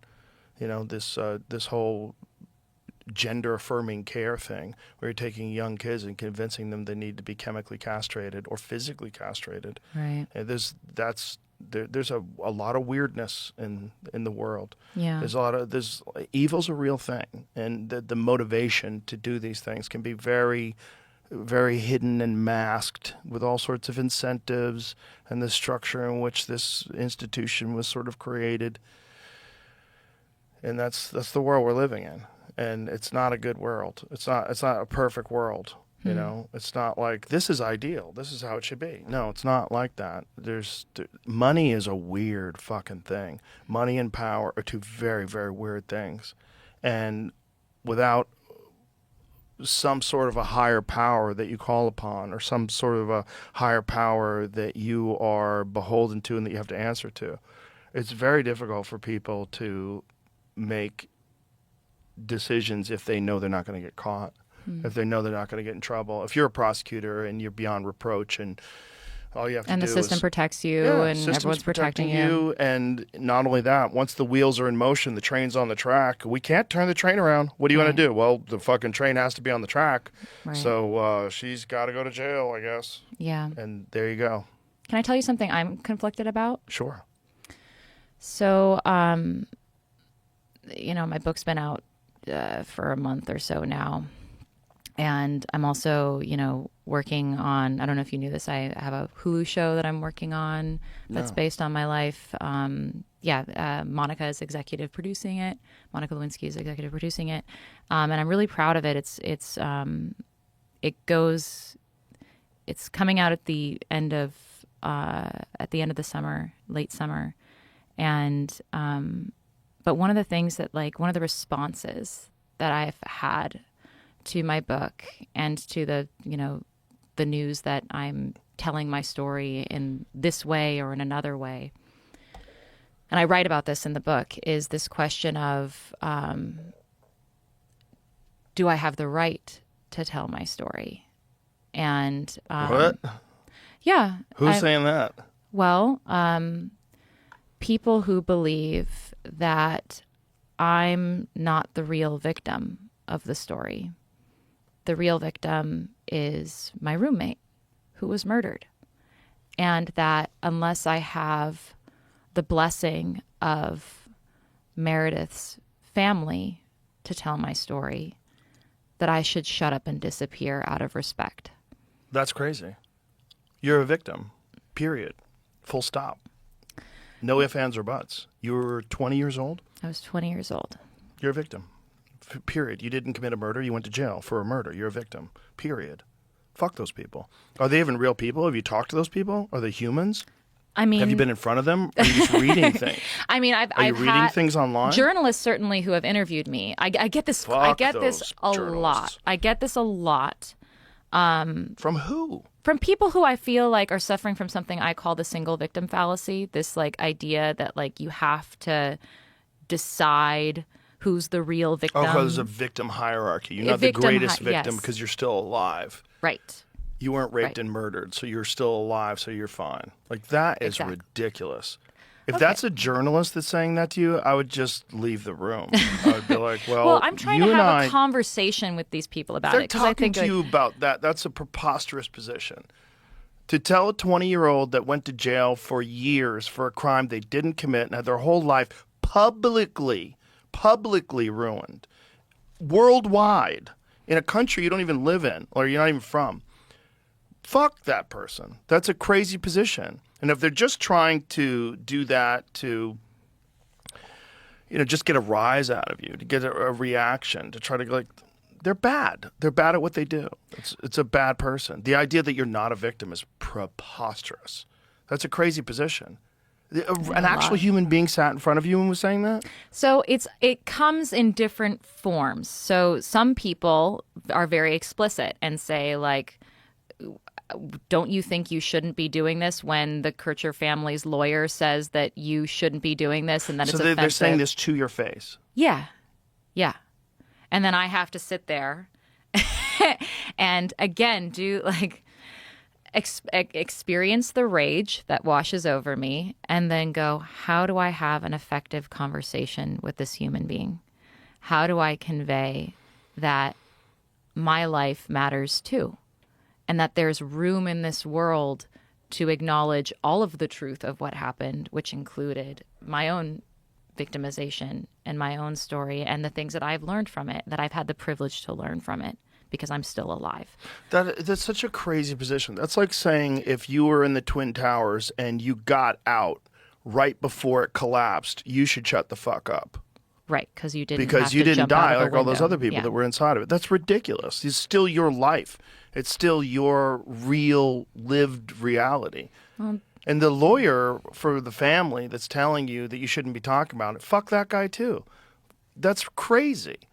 That's a crazy position. You can't listen to that. You're going to get the most preposterous takes because you're dealing with something that millions of people are commenting on. So the idea that every one of them is going to be a rational position, that's not real. People are silly. People are weird. They have crazy takes on everything. There's all sorts of personal justifications and mental illness, and there's people who hate women, and there's people that, whatever. Law enforcement's always right. You're always going to have ridiculous takes if you get a million takes on things. That's your world. No, you shouldn't be struggling with that at all. That's crazy. Anybody who says you shouldn't be talking about it, but of course you should be, because there's a lot to be learned. There's a lot to be learned from, first of all, the admirable positions that you've taken, the way you've formed your life, and who you are as a human being because of your struggle, because of this insane experience that you had to go through at fucking 20 years old. Your brain's not even fully formed. It's insane. Your frontal cortex is not fully formed. And for someone to say that you're not the real victim, well, that's crazy. That's crazy. That's a stupid position. Well, You shouldn't be conflicted in any way, shape, or form about that. And I think there's a great deal that we can learn from your experiences. First of all, again, learn from the way that you've handled it, where you can sit across from that prosecutor and this feeling of like being kind to this person who did this thing to you, how it made you empowered. I really do think that's the universe telling you you're on the right track. mm-hmm. You just can't listen to the peanut gallery. You can't listen to all the noise. There's just too much noise. And you have to learn how to do that. On a much lesser scale, I see that with friends who are famous, who read comments about them or read articles about, and get infuriated. It ruins vacations because they have to type up a response. Or, Yeah, the impulse to respond Yeah, is like, can't. you don't have to. Not only should you not respond, you shouldn't read what they're saying in the first place. You shouldn't pay attention. Is there ever, like, I wonder if the fear is, and maybe this is my fear because I'm always questioning myself, is like, is there, I always want to like at least hear it and like cycle the thought through my mind so that I can test the validity of it in my mind. Yes, there's definitely that, sure. But to a point, you should probably do that yourself without those people. That's the best way. The best way is to have an internal auditing system where you look at your own life and say, what did I do that I could have done better? Right.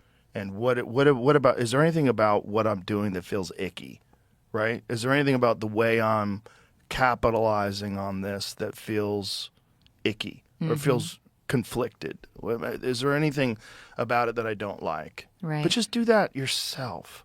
You're a smart person. You don't need all those other opinions to where you have to like, let's take email today from all Amanda Knox haters. Like, you don't have to do that. Fair, yeah. And thankfully, my husband is the one who takes the brunt of that and he filters shouldn't do it either. for me. Yeah, let me help. As a person who's been famous for a long time, don't do it. Okay, fair. There's no value in it. There's zero value in it. I mean, there's times where I was forced into responding, like during the whole COVID situation when CNN was saying I was taking veterinary medicine. And you were like, I need to clarify reality or not. Also, I need to say, hey, fuck you, because the world should say fuck you. You're not supposed to be able to do that. You're not supposed to be able to be the news and lie and then hold yourself to this moral high ground and say, we have to stop misinformation. What about you, motherfucker? Like, what about you? And so there's that. Like, I've had to respond in that way. But, I mean, if I responded to everything that everybody ever says about me, I'd have no time for my children, for my family, for my life, for my job. I would have no time for anything. But you can't do it. Yeah.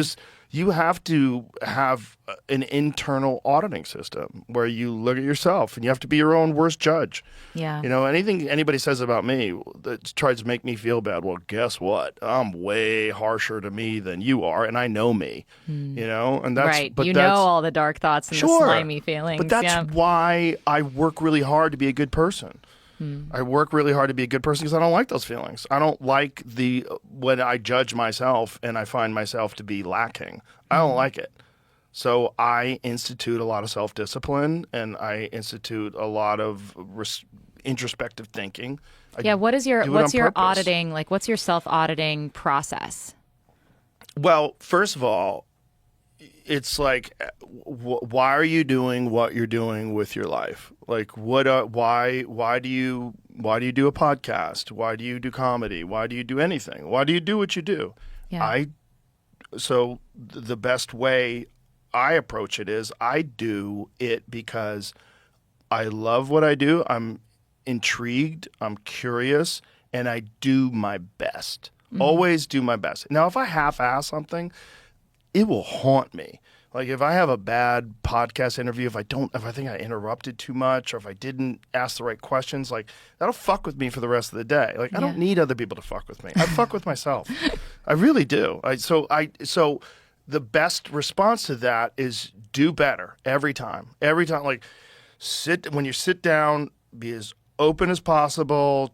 Try to don't let all these little weird mind fucky things enter into your head. Just try to be pure. Try to be genuinely curious. Like, what's your genuine feelings about these things? And then, did you handle it well? If you didn't, what could you have done better? Right. Well, then work on that. Yeah, and that's all you can do.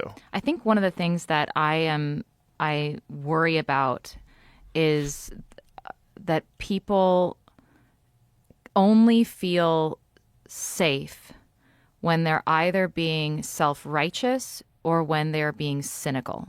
Yeah. And genuine compassion or curiosity is looked down upon as naive and a weakness. But I feel like the only way to be truly ethical is to be exposed in that way. Cynicism and self-righteousness are shields. They are ways of approaching the world with a barrier. Yes. And, absolutely. And so I can't promise anyone that doing things my way, which is like really trying to like push back against those impulses, which I recognize as being dangerous impulses, is going to necessarily lead to good things. Like it's not your job to promise people that. It's not your job. Because your job is for you, for your soul, whoever you are. It's to speak to what is the right path for you. You don't have to promise these people. This is the burden of being a public figure. Like you're not a role model for all these people. If you are a role model for these people because they find you admirable, that's great. But your responsibility is to yourself. Your responsibility is to your own mind and the people that you come in contact with. So your responsibility is not to say don't be cynical, be kind, and it didn't work out for you. Oh fuck, I fucked up. It's me. It's on me. No, it's on them.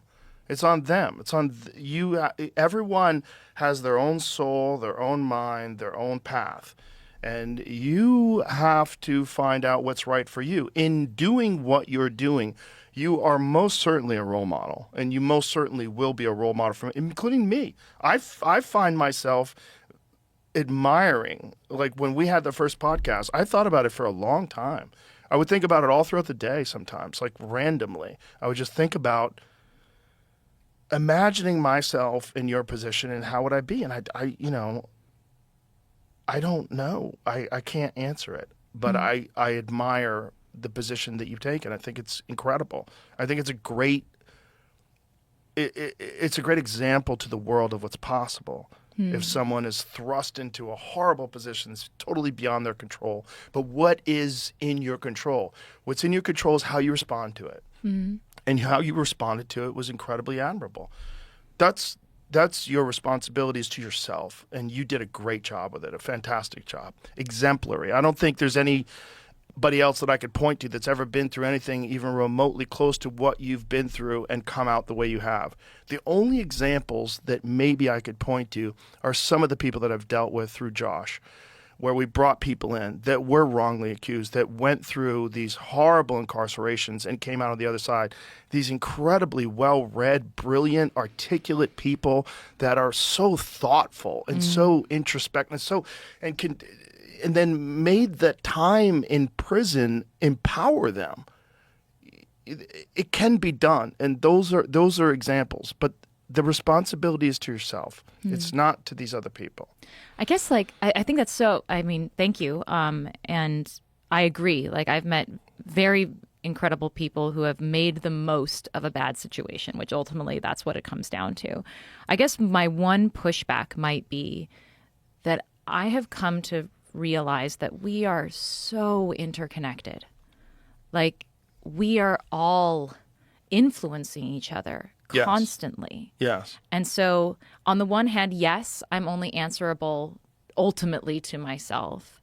But when I really sit down and like sit with it, like part of the reason why I was able to approach my prosecutor with the perspective that I had was realizing that like there is a fluidity between us and all of us where we're all influencing each other. And people in his life have now, like, the influences in his life, people I will never have met have had direct influences in my life because it's been like this fluid path, like this connectedness between me and him, me and you. Any person we talk to, any person we encounter is going to then have this ripple effect. And so on the one hand, yes, like I'm a drop, but I'm also a drop in an ocean that has a ripple effect. And that ripple is going to interact with your ripple and all these other ripples. And so, yes, I am answerable to myself, but I also feel like I can't ignore the potential impact that my ripple might have on another person. And I've been really rewarded in the way that I've been those ripples have been communicated to me. Like, I've had someone tell me that they didn't kill themselves because one day they heard me, in an interview, and like that they were going to kill themselves and then they didn't. And like I've had someone tell me that, and like I never in my wildest dreams thought that me just deciding to like have a conversation with someone one day on a podcast would save a human being's life. But like those are those like the interconnected fluidness of all of us that like I also can't discount. You shouldn't. And that I think about a lot. Well, you should. I mean, you are an example. I mean, we are all an example. And if you're a public example, or we right now, both of us are public examples. We're two human beings that are communicating right now to millions of people. It's kind of fucked up if you really think about it. What are we doing? I know, but we're being real people publicly. So we're thinking publicly, and that is very beneficial to other people that are thinking privately, because you get to hear people think publicly, and especially a person like you that's very exemplary, and that I would love if more people could follow that line of thinking and your example. It's a beautiful example of someone who did nothing wrong but had wrong done to them and came out a better person because of it. And that's it's not just inspirational, it's aspirational. It provides the universe with positive energy in a weird way, the human universe, I mean. Mm-hmm. And this thing that you said, I think, is very important.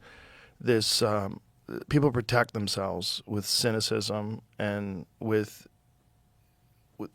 people that like constantly want to criticize things. They're constantly criticizing things, finding fault. You're ignoring your own life. That's a part of what's really going on. The real things are inside their own life. There must be things they're ignoring if they're spending that much time focusing on external factors like that, and other people and other people's flaws and other people's things, especially like trivial, nonsensical things like celebrity beefs. Oh, I know. You know what I mean? It's like, what are you doing with your fucking life? Like, you don't. It's like I just don't know how anyone has the time, honestly. Well, like as a, it's because they're losers. And this is the reality of, like, some people don't want to hear this because you're a loser, and it sucks being a loser. I've been a loser. I've been a loser many times in my life. You're a loser if you're doing that, because you are with your own decisions becoming a loser. You're deciding to be a loser by focusing this precious energy that you have in life on shit that should mean nothing to you. Is there like are they thinking that they're being effective agents in the world by participating in Well, it, that's like the con. that's the con. That's right? the con. Like, yeah, by taking them down a notch. I'm a part of something, and I'm accomplishing something. You're not. You're not. You're not. It's cynicism. It's the flag of moral virtue that you're waving to show that you're better than other people. But in doing so, you're attacking that person, which is inherently evil. Like you're using this justification that you're correct to try to ruin someone's lives or ruin someone's reputation or ruin someone's feelings, to hurt them that day, to reach out to them and attack. And it's almost always based on a feeling of personal inadequacy, almost always based on your life is not what you want it to be. You know, the people leaving horrible comments on someone's Instagram page or Twitter page, there's no way you're living the life that you want to live. There's no way that you're in an ideal situation of love and harmony and success, and you have great friends and life is amazing. But yeah, this fucking fat cunt. Like there's no way. There's no way. If you're typing those things, there's no way.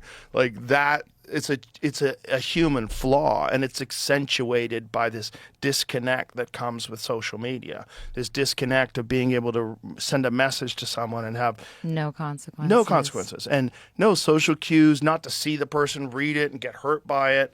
You're like sending little bombs over the fence, like shoo. Yeah, we are primed to be psychopaths in our algorithms have primed us to be psychopaths. And that worries me. But that's like a disempowering position. Like you don't have to be. You don't have to do that. Like no one's compelling you to do that. I don't do that. Why are you doing that? Like why do it?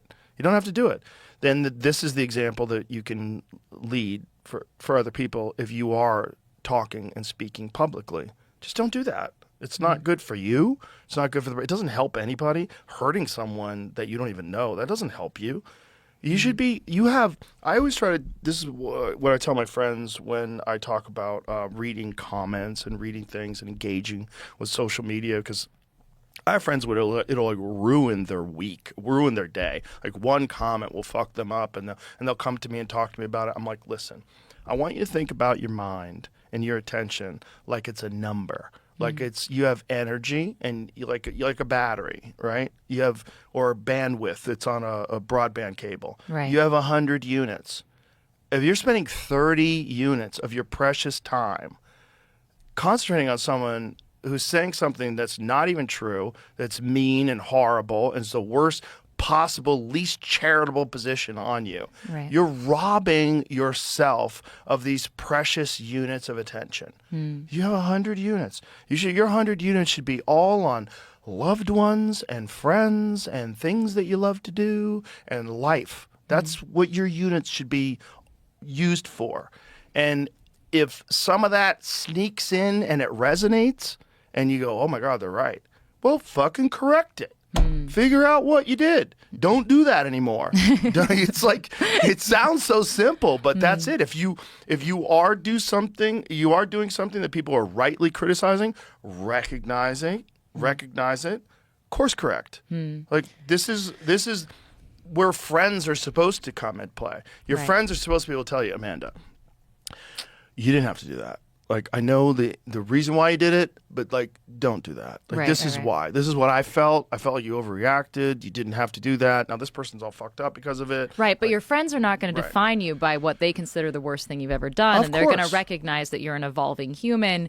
And I feel like... And they love you. And they love you. The whole picture of you. And it's coming, like, their criticism is coming from a loving place instead of an attacking place. Exactly. And so how do we get back to communicating with each other not from an adversarial place, which automatically instigates defensiveness and sort of refusal to acknowledge anything, right, to a place of like genuine openness? Well, this is gonna sound so cliche. You have to act out of love.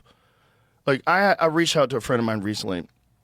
They're doing a podcast and it went completely sideways.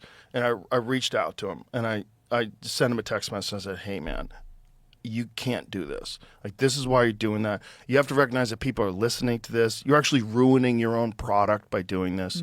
And he responded back, I know. I realized that I felt terrible while it was happening. I got caught up in this thing. That slimy feeling, I got all but it's bunched slippery up. side. He's like, I got all bunched up, and I just responded, I felt terrible. I was like, it's okay. Just don't do it again. You know, because he gets to have another chance. yeah. And the reason why I said it to him is because he's done it before. Ah. And I'm like, stop doing this. Stop doing this. Like, you don't have to do this. This is fucking you up. And ultimately, like, if you, I hate to use, like, is conversation an art form? I kind of think it is. Right? If people are consuming it's a it, skill. Yeah. If people are consuming it, it's an art form.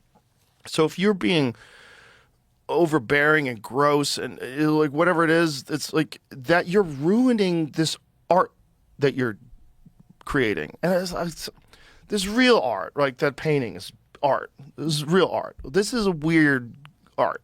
It's like, I don't even want to call it art. It's like a dance, but with words. It's a dance. It's a dance. It is a dance. It is a dance. Conversation's a dance. And this is why I have such a hard time. Like, I would go on a double date with my wife or something like that, and we're with people, and they start talking over everybody else. And sometimes I have to go, stop. Like, she's talking. Like, he's talking. Haven't you ever listened to a podcast? What the fuck are you guys doing? It's like it's like if you were Roger Federer and you're playing tennis with people. Like, no, you can't fucking hit the ball like that.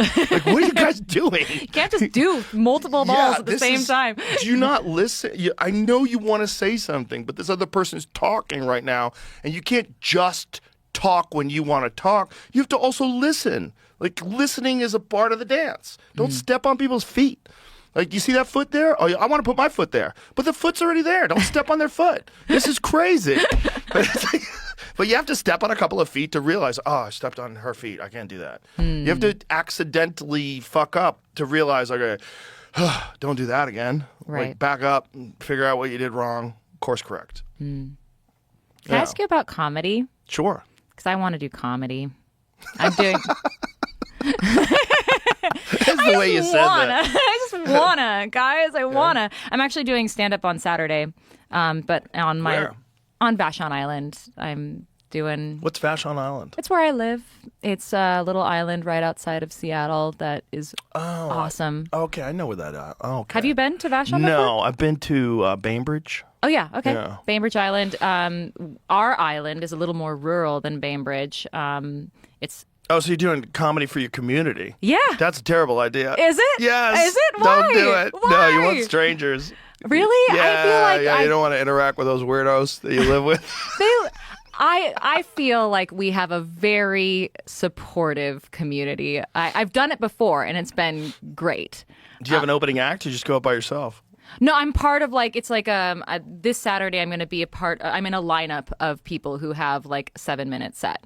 Oh, okay. Yeah. Oh, that's safe. 7 minutes is safe. Yeah. You know, I'm walking up there and I'm like, How many times have hey. you done it? This will be like the 4th or 5th time. Whitney actually was the one who first introduced me to stand up.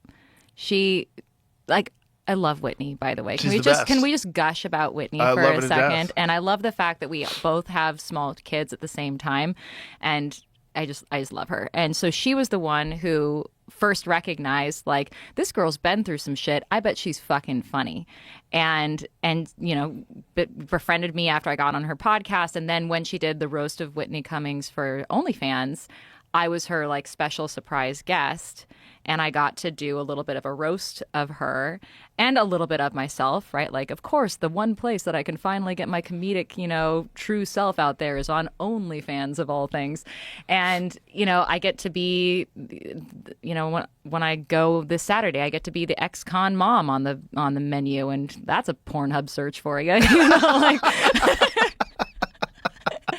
you know, like I get to like lean in to the tragedy of it all. But it then goes back to that question of, do people stick you into boxes, or are you allowed to be more than what people expect you to be? And I've, you know, in the past, not from my own community, but from strangers, received criticism for making jokes about my experience.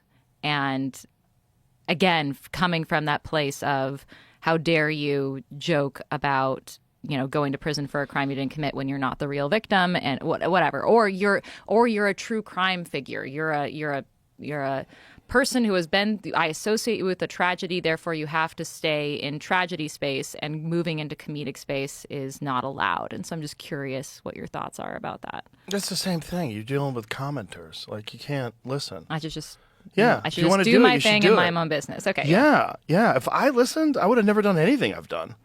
If I listened to people, I would have never done anything that I've done. Ever. Okay. Not one thing. But we should, okay. I would have never fought. I would have never got into martial arts. I never would have fought. I never would have done stand-up comedy. I never would have done a podcast. Even my own wife jokes around about it, because when my kids were really little, there was one time where my wife wanted to go to Disneyland, and I said, I can't. I have to do a podcast. She goes, no, you want to do a podcast. I go, no, I have to. I told the people that I was going to do it, so I have to do it. I committed. But back then, it made no money. It was just like nonsense thing that I was doing on the internet. Like, what are you doing? And to this day, we laugh about it. Like, thank God you didn't listen to me. But I don't listen to anybody. I listen to me. I listen to my own mind. If I want to do, like, I would have never moved to Austin. Like, I moved to Austin in the middle of this giant Spotify deal, and they were like, "What are you doing? Like, you gonna, like, what?" Like, so they gave me all this money, and I'm like, "I'm gonna leave LA." They're like, "What? Like, how are you gonna get guests?" I'm like, "I'm flying them in anyway. Like, Yeah. who cares?" I want to do what I want to do. I'm gonna just do it. I have a little fucking compass. It's like, go that Right, way. as if everyone only lives in LA and you weren't, like, the only people worth talking to are going to be in LA. Also, I was like, I would rather be broke and not live under the thumb of retarded government than stay in LA and have a successful career. Like, fuck you. I'll just do stand-up and travel the country and just live in the middle of it. I'm not doing this anymore. I mean, you can't tell me I can't work. You can't tell me I can't go out. You can't tell me I have to put a mask on when I'm walking the dog. Fuck you. Like, the whole thing was just like, I'm out. I'm getting out of here. And, moving to Austin was a crazy risk. Like opening up a comedy club. Everybody's always told me. I've always told people, be nice to comedy club owners because you don't want to be one of them. Like, you want to deal with us? You want to deal with a bunch of fucking crazy people that just Unreliable travel the comedians. country. Half of them are on drugs. They're all narcissists and fucking insane people. And they're all just like, their whole day You're really is, selling being a comedian right now. yeah, well, just being honest. They just, half their mind, most of the day, is trying to figure out things that are fucked up enough to talk about on stage. Like, and how do I phrase this? How do I structure it? What's a way to get into people's heads with this idea? How do I make it really funny? Like, what's the best way to do it? And like, that's a crazy way to live. Like, you don't want those people to be your primary source of income, because, like, with a comedy club owner, all you have is what the artists create. That's all you're selling. Otherwise, you just have a box. You have a box with a microphone, and you're selling drinks. All you have is other people's creation. And those people, half of them are fucking insane. Like, you don't want to be one of those. But then I came out here, and I was like, God damn it, I have to be one of those now. But No regrets. No, it worked out great. I mean, I went to your show last night. It was super fun. Thank you. Yeah. Thank you. Great. Glad you had a good time. Yeah. Yeah, you have to just do what you think you want to do, and then just do the best version of it you can. But to listen to people say you shouldn't be making jokes because you're a tragic figure, fuck you. Says who? Says you? Let me look at your life, bitch. Let me go through your fucking pathetic mind and find out what weird justifications you're making for the way you think and behave. Like, you're not in any position to be giving out advice. And most of those people are not in any position to be giving out advice. Yeah, and I do worry about people's lack of imagination. It's like, I don't know. I've had enough taken away from me that I am not going to be limited by a lack of imagination. Absolutely. So. And it's also, people don't want you to succeed. That sucks. Yeah. Why? Yeah, Why? because they're not succeeding. It's all it is. People that are succeeding, for the most part, want you to succeed up until you get to their level. And then you're like, hey, Hey, They don't want you you're to butting pass. up on my success. They don't want you to Is there pass a them. limited amount of success in the world? No. Why then? Well, because they're fools, and it's famine thinking. It's a famine mentality, and you could either think in terms of abundance or famine, But it's a real problem with comedians. Comedians that criticize other comedians, kind of crazy that they're only criticizing the ones that are way more successful than them.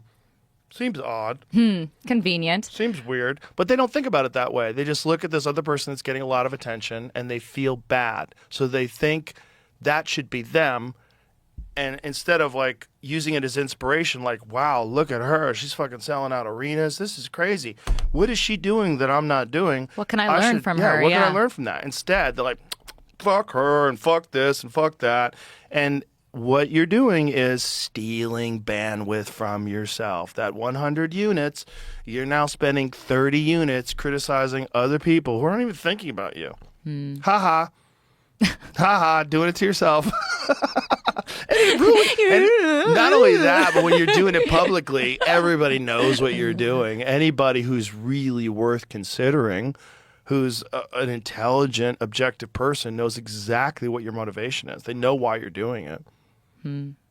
The least charitable takes on things and the worst possible light that you're shining on things and the worst descriptions of people. Like, you know what you're doing. You're just trying to make up for the fact that you've fallen short. You don't like how your path has gone. And you see someone, all of a sudden she's doing comedy now. Fuck that. You shouldn't be doing, because she shouldn't be doing comedy. These hot takes that people have, while they're on antidepressants and their whole fucking world's in a tizzy. Like, shut up.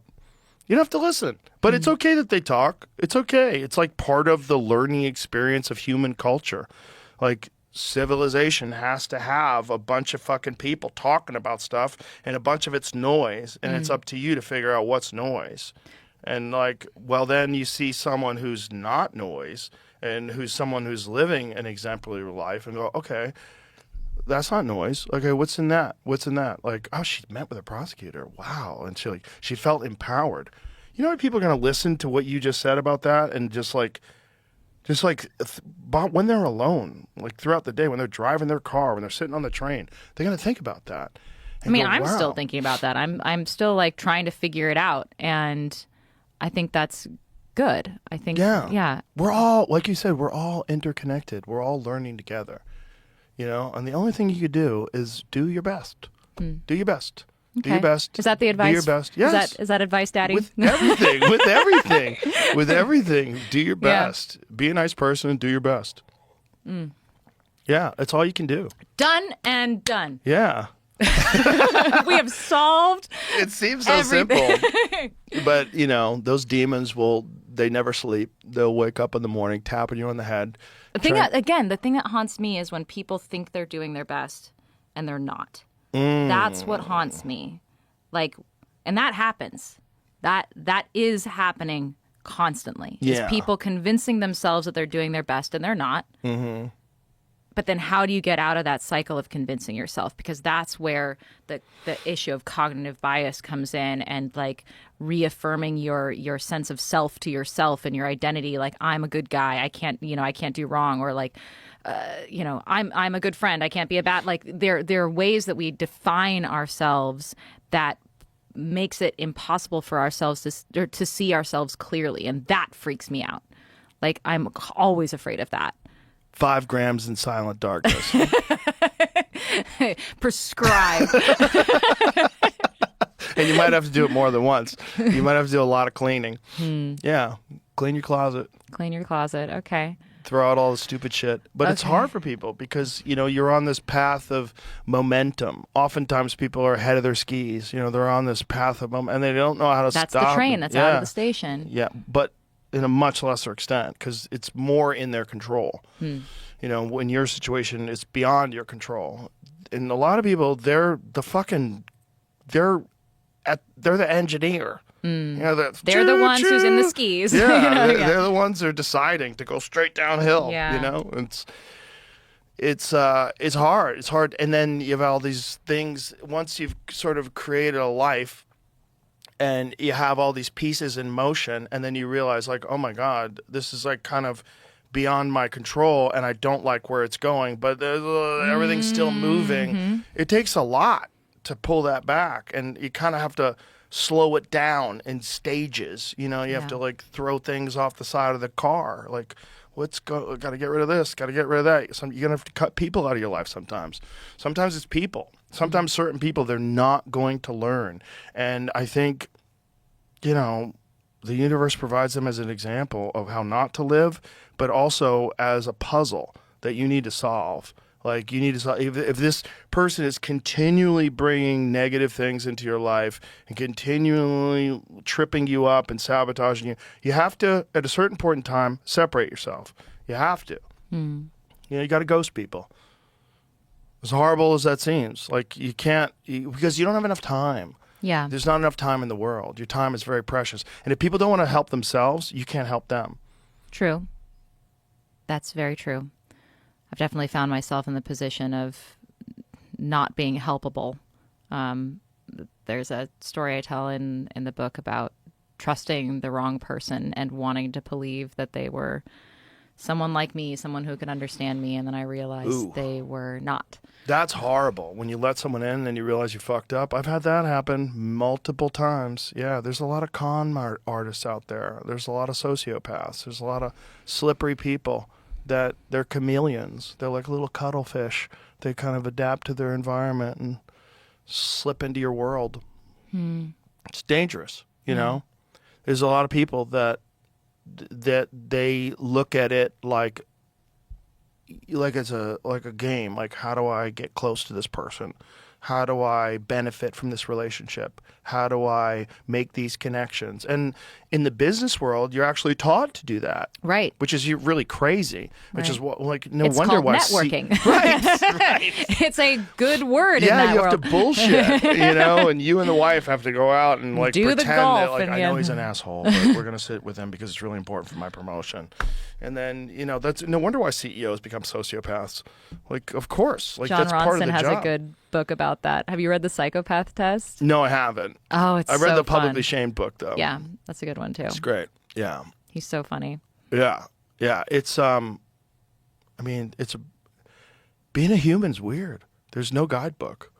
There's you have the most complex interactive machine that is constantly adapting and changing, and it's completely variable.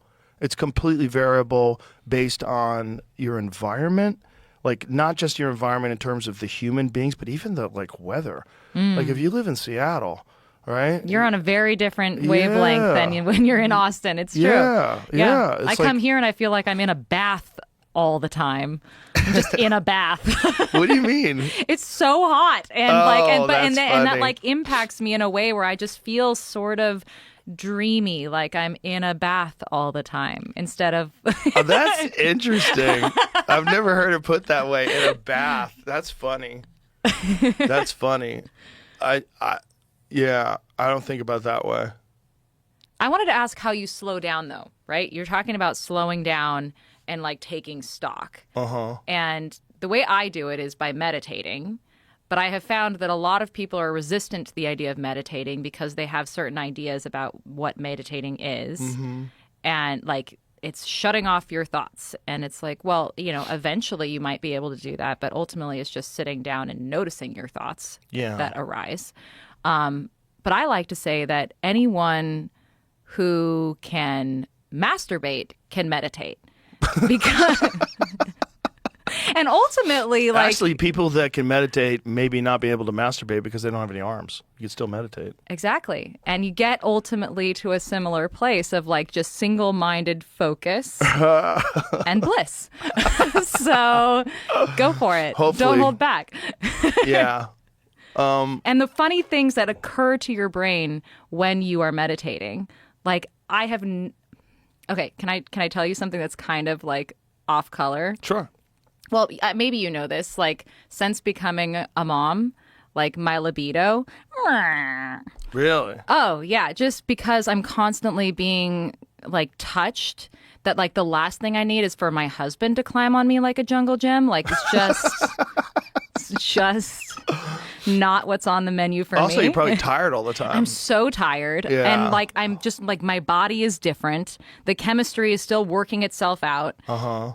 The one thing that reliably makes me horny is meditating. Interesting. Isn't that wild? Huh. And we have this like term in meditation, like monkey mind, right? Like the idea being that like when you sit down, you really notice that your mind is going all over the place and is just like reacting like a monkey. But also another thing that monkeys are famous for is just masturbating voraciously. Right. And I feel like that's also what's happening in my mind. Like I sit down and notice like how perverted my mind is when I'm actually just sitting there meditating in a nice group of people on a Sunday morning. That's funny.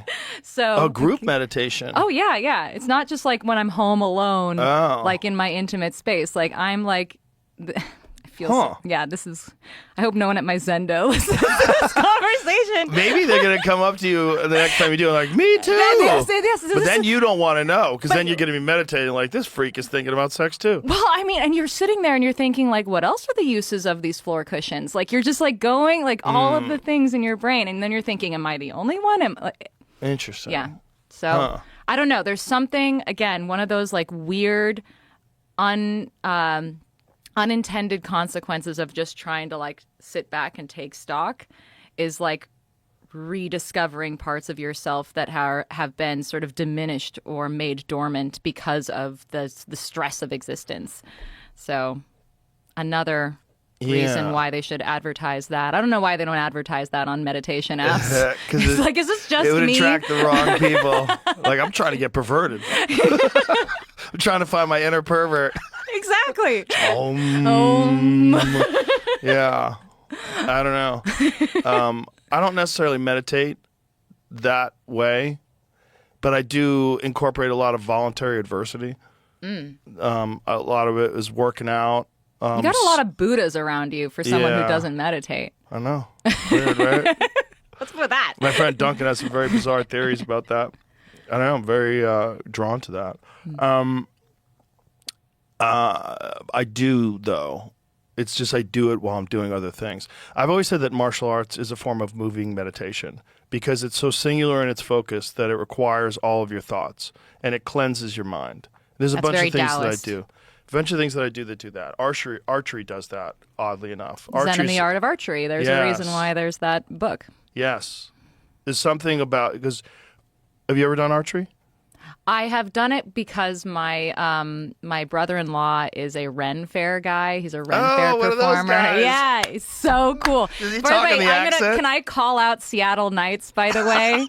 He is the director of the Seattle Knights. And yes, he jousts. He boy, talks in what a dork. I know, it's so cool. It's so cool. I love it. And I'm going to go to their show on Whidbey Island this month anyway. That's funny. Yeah. They're awesome. But yes, so what were we saying? Archery. Yes. So I've done it like in his backyard because he has all of the medieval weaponry. And That's I've partook. hilarious. Yeah. I don't use the medieval ones. I use modern ones. But the thing about it is that it's very difficult to do accurately, especially at distance. Right? So when I practice at, most of the time I practice at about 85 yards. And the amount of movement, like, so if you're at full draw, so you draw the bow back, right? If you're at full draw, if you look at my arm, if my arm does this, I miss by 6 inches. Wait, what did you just do? This. I'm I'm missing by 6 inches at 85 yards. This slight, a millimeter of movement is 4 inches off target. So you're saying that Legolas is a badass, is what I'm hearing. Who? Legolas from Lord of the Rings? Oh, yeah. I'm not. No, I'm not. That's not a real person. I'm applying it to human beings. Oh, okay, fine. There's this repeatable technique that you have to do. It involves breathing and focus and concentration. And there's actually a whole process that I go through. There's this guy named Joel Turner who was he was a SWAT instructor and a lead guy in hostage situations where someone would like have a child hostage. You had to shoot the guy who was like holding a knife to a child. Oh my and God. he's had situations like that where you have to be completely focused on the task. And so he developed this process of talking yourself through a shot with this. You have these words that you say and you repeat in your mind while you're going through all of these various techniques. So when you're drawing a bow back, you draw back, you have to anchor. So you put this string in a very particular part of your mouth every time. My knuckle, this finger goes underneath my jaw in the exact same spot every time. My elbow goes up in the exact same spot. And then it's staying still and concentrating on the target and pulling through. And you can't think about anything else. It's so overwhelming that you have to focus. If you want to be accurate, you have to focus only on that. And in doing so, the world just goes away. The world goes away because it requires so much of you. Martial arts is the same thing. Like if you're doing jujitsu, and you and this person are trying to solve each other's puzzle, and you're essentially trying to kill each other, but in a friendly way, like you're friends, but because you can tap out, you don't hurt each other. But you can't be thinking about your bills. You can't be thinking about an argument you got in this. Why did my dog shit on the rug? You can't be thinking about those things. You have to be completely focused on what you're doing. And in that way, like jiu-jitsu people are some of the calmest, most chilled out people you will ever meet in your life. First of all, because they get all of their aggression out, like all the unnecessary aggression that people carry around with them, all this angst and 100%. which is part of being a human being because we're designed to run away from predators. We're designed to hunt and gather and look out for invading tribes. Like this is the genetic sequence that evolved for hundreds of thousands of years that we still have. It's still a part of us. These human reward systems are all in place. You have to honor those. And one of the ways you have to honor those is rigorous exercise. Whatever you like to do. You can play squash. You can play tennis. You can run. You could do yoga. You could lift weights. You could do jujitsu. But you have to do something. If you don't do something, you're going to always crazy, be. yeah. The most anxiety-ridden people I know are also sedentary. I don't think that's A coincidence. And I also always feel like whenever I'm feeling really shitty psychologically, I need to go for a run. Yes.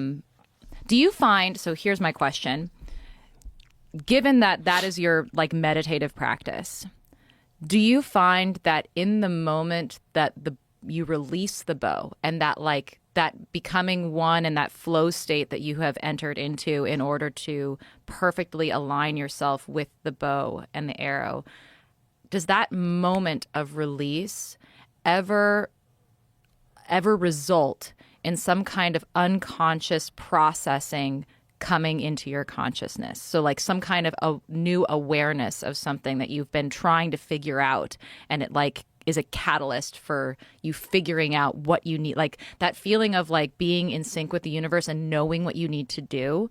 Do you ever find yourself like in the moment that you are like immediately exiting that flow state, do you feel more clarity about your life or what you need to do, or that thing that you weren't thinking about, like your to-do list or your bills or that argument that you've had with somebody that you care about? Like, does anything come into focus, or do you find you walk away from an encounter in jiu-jitsu like knowing, not just feeling better emotionally, but like knowing what you need to do next? I think more so with jiu-jitsu. With archery, it's just, because it's so hard to do, and it's such a singular thing. You're just doing this one thing over and over and over again. Like I'll do it like 100 times in a day. The thing is like, okay, what did I do right? What did I do wrong? Like why did that shot go bad? Like what? Minute adjustments. Yeah, just minute adjustments. And again, it's just a clarity. I'm sorry about my throat, people. Yeah, no worries. It's just a clarity of analysis of technique and of execution.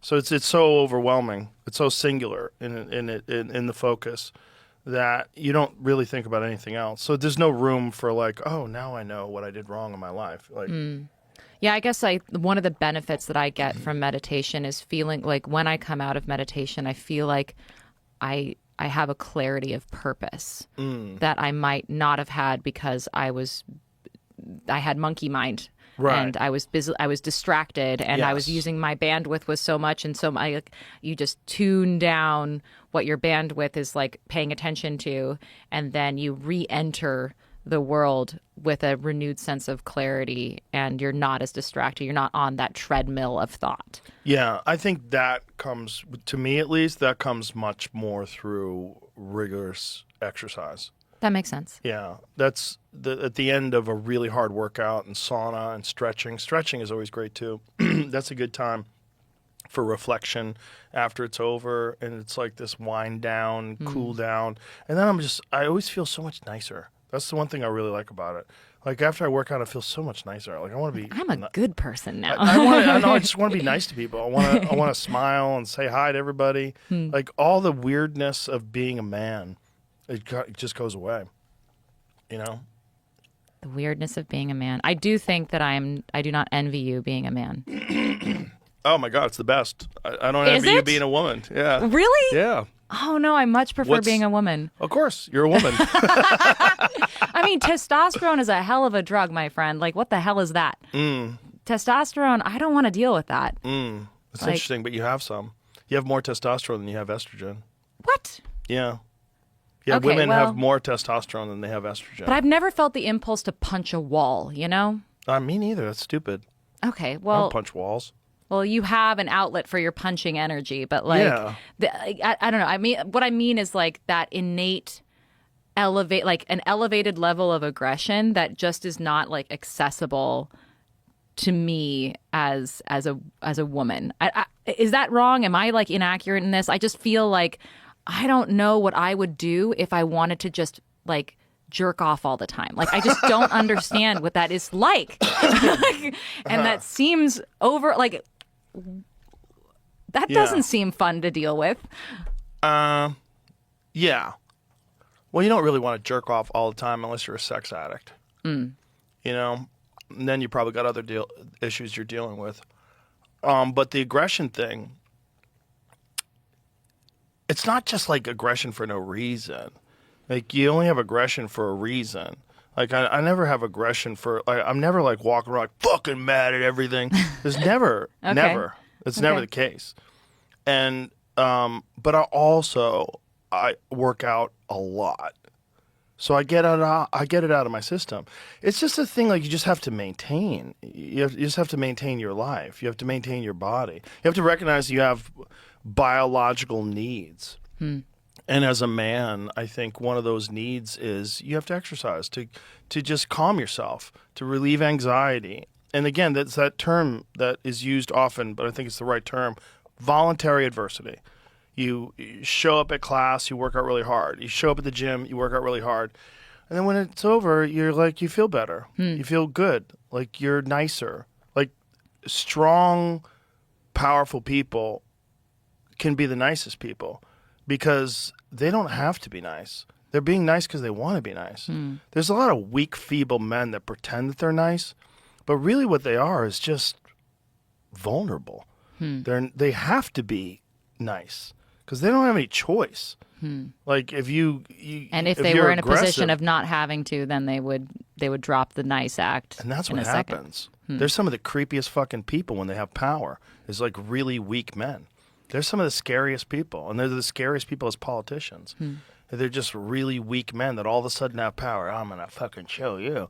But it's like having real power is to be kind when you don't have to be kind. You know what I love about being a woman, though? What? That I do think is a genuine thing and a genuine difference is it's easier for me to be nurturing. In the sense that, like, no one would bat an eye if I saw a kid who was like, I couldn't figure out where their mom was, and I were to approach them and say, come here, honey, let me help you. Right. As a man, like, do you second, like, I know that, like, my husband has told me this, that, like, he second guesses, like, hanging out at, you know, with the kids at the park because someone might think that he's a pedophile. Oh, that's crazy. Hanging out with his kids? Yeah, because like if you're just like a guy sitting on a bench and your kids are playing, like how does anyone know that you aren't just a guy? I think he's really overthinking things. Like, So of really, course, you're a like- fucking dad at the park. That's crazy. You see other dads at the park, you say hi. Like it's like you're not a pedophile. Those are my kids. How old's your kid? It's like it's normal. Okay. I've taken So my you've kids to never parks felt 1,000 like times. you've never felt in some way that your masculinity inhibited your ability, like your instinct to be like nurturing and affectionate?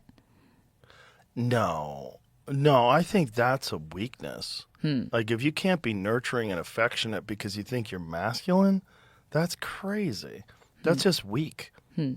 That's nuts. That's like a distortion of what strength means. Like that's not strong. That's weak. Like, why can't you be nice? Like, why can't you be like the idea that if you're nice and you're affectionate and you're kind, that you're weak? That's crazy. That's crazy, especially if you have options. Like, if you don't have to be nice and you're nice, like that's real niceness. Like it's pure. Like you don't have to be. You don't have to be a nice person, but you're nice because it's a good thing to do. Like then it's the right way to do it. Okay, so what's so great about being a guy? Everything. It's awesome. We fucking build everything. We run the world. It's great. I don't know. I am a guy. I mean, I would. And yet, I like, can't it all imagine. comes down to trying to like get the attention of some lady. Not at all. No. I already have the attention of a lady. I'm Right. good. I'm still love being a guy. It's not like, it's not like that's the primary motivation. No. No. What is the primary motivation? Fun. Fun? Yeah. Life is fun. Okay. Life should be fun. Sounds pretty great. It should be fun if you pursue it correctly. There's a lot of stuff to do. A lot of stuff to do that's interesting. That's why when I hear people say, I'm bored, like, I don't even understand you. I don't even get it. How the fuck can you be bored? I wish I there's had too much to 50 do. lives to live simultaneously. I would do a bunch of different things. I would have a bunch of different jobs. There's like so many different things that I'd love to do.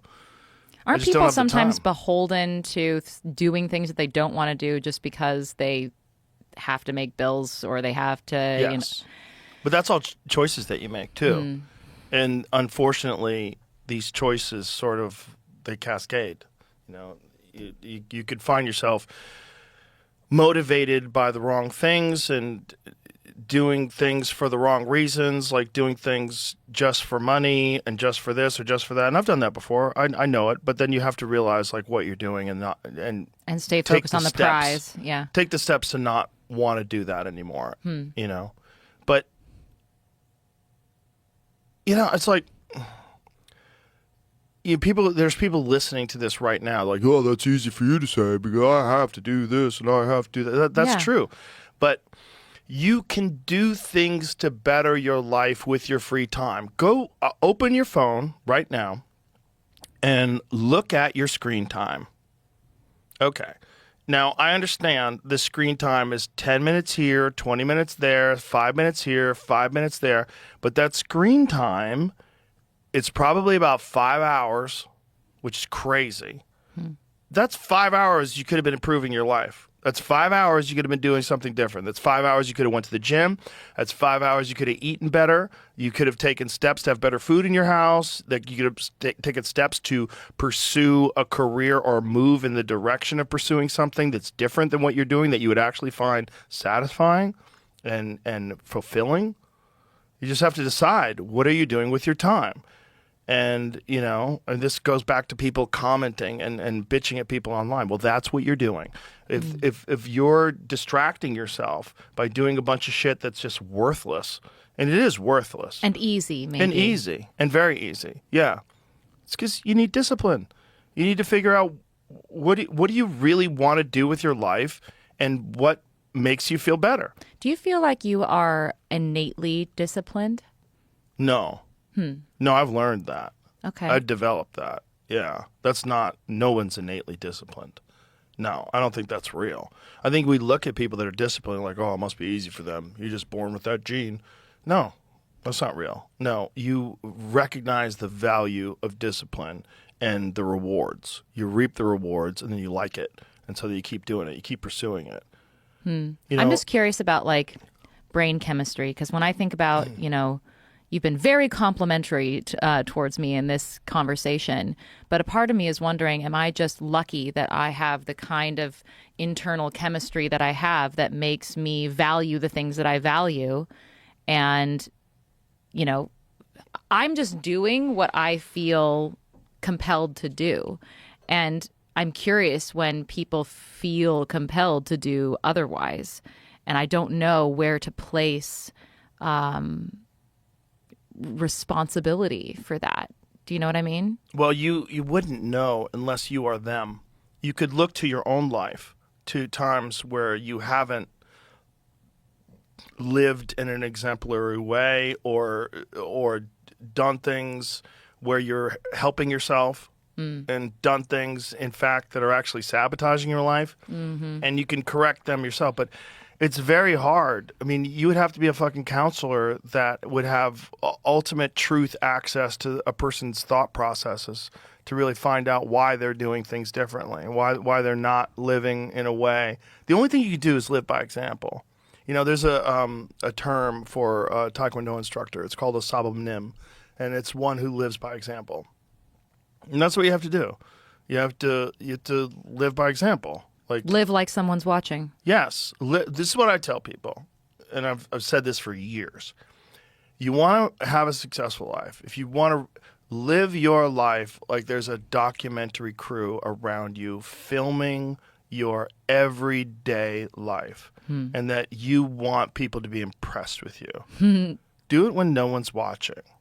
Do it when no one's watching. I think about that when I work out. Yeah. I think about that. Yeah, if people were judging me and they were watching me right now, and they would, what would you think? Yeah. Now I'm wondering if like that's one of those weird silver linings to this whole experience is that my life became very, very public very early. And so I literally do have to walk around living my life as if there is Yes. potentially a documentary crew following me Yes. around. Yeah, I think that is. I think that's real. I think that's the gift that I have gotten by being famous. That I have to live publicly. And if I didn't, like if I was just some fucking tyrant that no one knew, you know, and I just had all this wealth and power and no one knew me and I could just get away with being an asshole.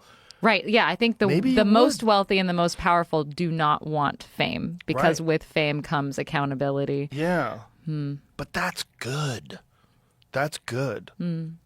Even the haters are good, you know? And then the people that defend you against the haters, that's good too. Yeah. It's all good. So everyone's just working this out together publicly, you know, and they're doing it through different vessels. And sometimes they do it through other people. They're doing it through me and they're doing it through you. Would you wish fame on anyone? No. No. No. You can't handle it. Yeah. No, but you can handle it. I mean, but most people can't handle it. It breaks people. That's why people can't have it when they're young. The worst thing you do to a child is make them famous. The worst thing. I mean, there's countless examples. I've talked to so many of them on the podcast. They're all broken. Yeah, like who have you talked to? I'm curious. Macaulay Culkin, Oh, yeah. Miley Cyrus. He's doing much better now, isn't he? He's great. Yeah. He's great. I mean, he's as great as you can be to be super famous when you're 6. God. I'm friends with Ricky Schroeder. You know, I've had a bunch of people on that were famous when they're young, and they all are missing something. It's like when you're making cement and you don't add enough water. There's like something that happens when you have fame and adulation during your developmental stages as a child, when you're supposed to be like figuring out, how do I get people to like me? Like Right. what is it about, you know? And there is that developmental stage when like your brain chemistry is being configured for the rest of your life. Like that is scary. You want to put that brain chemistry coagulation in the right configuration, in the right set of circumstances, or else you're going to be having a complex for the rest of your life that you're going to be grappling with, because I don't know if you can undo the stuff that gets ingrained in your brain chemistry when you're a kid. Like, I don't know anything. I don't think know you fuck can. all about brains, but like it seems to me that like especially developmentally, when your brain hasn't configured yet, that's when you get hardwired to have complexes the rest of your life that you're going to be dealing with. 100%. And if your brain is formulated with extreme adulation and love for no fucking reason, just because you're a cute kid, but you're a cute kid in front of the whole world in Home Alone, that's nuts. That's nuts. Yeah. I mean, he's a very thoughtful person, and he's come through it. I mean, I really enjoyed talking to him. He's a really nice guy. Does he regret being in the Home Alone movies? Boy, that's a good question. I'd have to ask him. I don't know. I mean, I don't know, Because, I mean, you can look back. I don't even know how much of a choice that was for him. How much can you choose anything when you're 6? How can you choose? But, like, so in a way, it was a thing that happened to him that he didn't really have control over. Right. And does he look back on that and go, would I give up that, like, if I could get that life back, would I have a different life? I'm curious what he would say. Well, he most certainly would have a different life. Yeah. Yeah. Would it be better? I don't know. But I don't know anybody that's, again, gone through that. That's, air quotes, whole at the end of it. I just think that there's also this weird thing where you become the provider for the family, which is very as a strange. child, yeah. And then you have this parasitic relationship that your parents have to you, which is, I have friends that were famous as young people, and they have these very fucked up, complicated relationships with their parents. One of my friends, where they found out their parents stole from them millions of dollars. Yeah. And then you have to grapple with that as you're an adult. These monsters, they used you as an ATM machine, and they stopped working, and they became your quote unquote manager, really just pushing you out there to try to siphon money off of you. Fucking A. Fucking A. Yeah. Yeah. But I got fame in a slow drip. I got slow doses, like snake venom. You get a little bit of snake venom. If you get one big bite from a cobra, you're fucked. That's what I got. Yeah. So, well, you're strong. so here I am. But you're strong. You came through it on the other side, a very durable person, and I think there's, it's a trial by fire, and you went through it. I mean, that's what they do in boot camp. You go through something very difficult to be strong at the end. And you don't become strong, just wake up one day, I'm strong. No, you have to go through some shit, and going through some shit when you're a kid becoming famous is different than going through like hardship as a child. I know a lot of children that went through hardship, like all my friends that are interesting, all had horrible childhoods, all of them. All my most fascinating friends. I'm so grateful that I did not have a fucked up childhood. Well, that's probably what prepared you or helped you. Indeed. I feel like if I had gone through this experience after having a fucked up childhood, I would be a psychopath today. Right. So thank God I had a good childhood. Yes. Yeah, I didn't have a bad childhood. I had a complex childhood, but it wasn't bad. My mother, my stepfather, very nice people. It wasn't bad, but it was fucked up. It was moved around a lot, didn't have a lot of friends, got bullied. Not stability. A lot of different things. Okay. But it wasn't the worst. Nothing horrible happened to me, So it's like the trials can't be too hard. They can't break you. They have to be just enough so that you gain some strength and you rebuild. And if they do break you, then it's a very difficult task of rebuilding. And people that have gone through horrible childhood trauma, particularly abuse and sexual abuse, that they have the most difficult hurdles to overcome.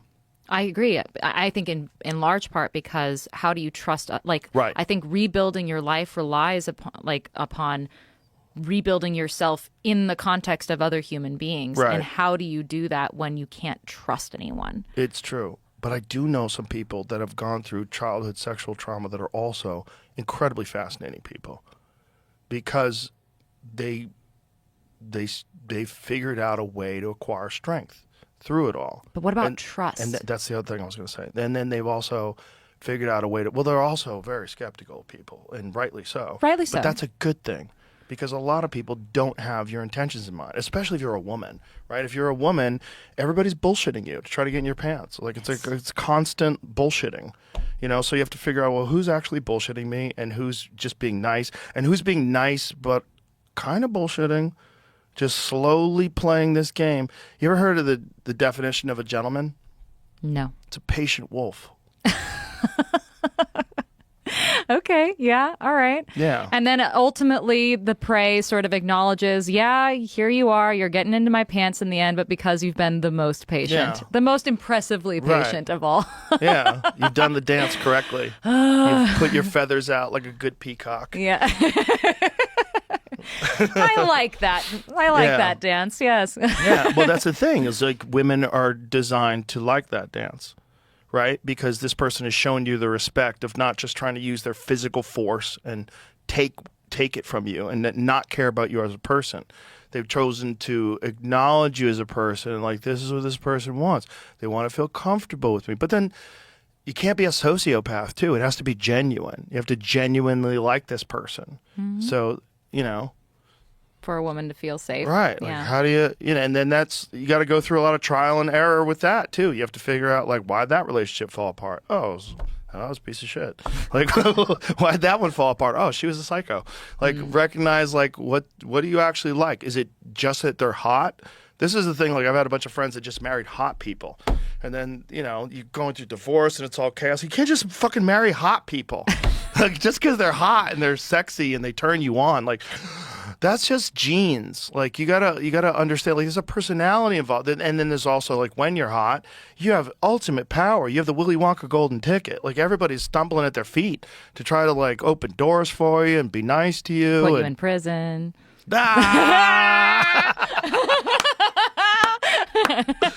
Yeah. Open a certain kind of door I mean, and we then all have our close own it little forever. burdens. Yeah. It's fucking It's just flirting. It was flirting in the end. That's all it was. Yeah. Being a person's fucking weird. You know, it's really weird. It's really weird and it's temporary. It's like you're always looking at that fucking hourglass, just sands running out. You know, and like, what am I doing? Why am I doing it? What's this about? What do I like? What do I... And then you can get overwhelmed with the, like existential angst. Just what's the point of it all? Yeah, well, you have to find a point. You have to like, what is man's search for meaning? Like, what is it? What are we doing? I don't know. That's a subtitle of my book. My search for meaning. Oh my God, it is right there in cursive. If you can still read cursive, some people can't anymore. It's is cursive. that your actual handwriting? No, I wanted it to be my actual handwriting, Why didn't but they use it? Fuckheads. They should have They used were like, it. "This looks so much more pretty." I don't You know. could have made it that pretty. I do have that. great handwriting. Man, what the fuck? It's close. Might as well. It is odd. Yeah, the search for meaning. Search for meaning is very odd, and you know, and you could, especially when there's no inherent meaning. You just have to make it up. I think. I mean, it means something to you. If it means something to you, it's inherent. It's real. Okay. If it means something to you, if you actually care, it means something. Like, what's the point of it all? If you're gonna die someday, and who knows what happens when you die? And then there's the real fatalist thing. When you die, it's over. It's just black and emptiness, and then just shut off. Like, okay. Maybe. So you're still alive, bitch. Okay, you got to figure out what you're doing with your day to day. Do you enjoy your day to day? If not, why do some people? How come some people enjoy their life? Why don't you? Like, what is man's search for meaning? Enjoy your fucking life. Enjoy this life. You can. It's possible. Yeah. It can be done. And I think living by example shows other people that it can be done. And then being like really honest about it. Like, what are the steps? What's the struggles? Like, how do you do it? Yeah, that's actually been a really sort of fun takeaway that I've had from having just an Instagram is like I'll post a silly video of me dancing for my kids. And a lot of the comments are just people being like, I'm so glad that someone like you can be happy. Yeah. You know, it's like, thank God someone like you can be happy. And I'm like, yeah, someone like me can be happy. That means you can be happy too. It's possible to be happy. Yeah. But, you know, when you're a 500-pound person and you want to be thin, that's a long road. It's not going to come quickly. And if you're a severely depressed, very unhappy person with a disaster of a life, it's not going to turn around overnight. That's a battleship. It takes a long time to turn that bitch around and get it facing the other direction. And the motivation has to be that you have to see some kernel of opportunity embedded within that darkness, because otherwise, like, how do you even know what direction to go towards? And you have to be enjoying the process. You have to figure out a way to enjoy the process of improvement, and to even though it's affirm. hard. Yes. Yeah. And because Hard it's hard can be fun. Yeah, you have to enjoy the hard, and that's why voluntary adversity is so important. You have to force yourself to do hard things so that you Also, can do pump hard up things no matter remixes. what. If I do, what's that? Pump up what? Up remixes. Someone, you gotta get motivated somehow. Yeah, that's true. That's true. Although David Goggins doesn't listen to music because he thinks it's cheating. Really? Yeah, he gets all his motivation internal. He's like, if I Come get on. external motivation So is cheating. pure. He's a fucking complete psycho. But he's like, I need a good soundtrack when I'm running. but that's the spectrum, the spectrum of discipline, Yeah, that's what he's doing. That's what he's doing all day long for no goal other than, like, I talked to him about it. He's like, I'm in the lab every day, downloading information. Like, whoa. Cool, dude. You're in the Matrix. There's a crazy video of him working out with my friend Israel Adesanya. Israel Adesanya is the former UFC middleweight champion of the world, one of the greatest fighters that ever lived. And he is working out with David Goggins, and he can't keep up with him. And David Goggins is just breaking him. And he's throwing up in garbage cans, and David is putting him through his workout. And it's one of 3 workouts that David does in a day. And he's like this incredibly fit world champion fighter. Is this he elite distracting athlete. himself? I don't know. You have to talk to him about that. You have to dig into that brain. You have to dig into that. That's a very unusual brain. But he was 300 pounds and fat at one point in his time, and in It his just life, has become and his lazy. purpose. That's his meaning, Yeah, right? That makes that's sense his to meaning. me. That's why he says, he's like, he goes, I'm downloading knowledge. Like every time he's like pushing himself past the limits that he thinks he's capable of, further and further. He's downloading more understanding of himself. That's We his should work out quest. sometime, by the way. I think that Okay. would be fun. I only studied fighting when I first got back out of prison because I was getting a bunch of death threats. So I did Krav boy. Maga, and it was a lot of it was just learning how to scream. Krav Maga? Yeah, well, the first, my Krav Maga instructors, because they were instructing me on for a specific reason, it wasn't just to work out.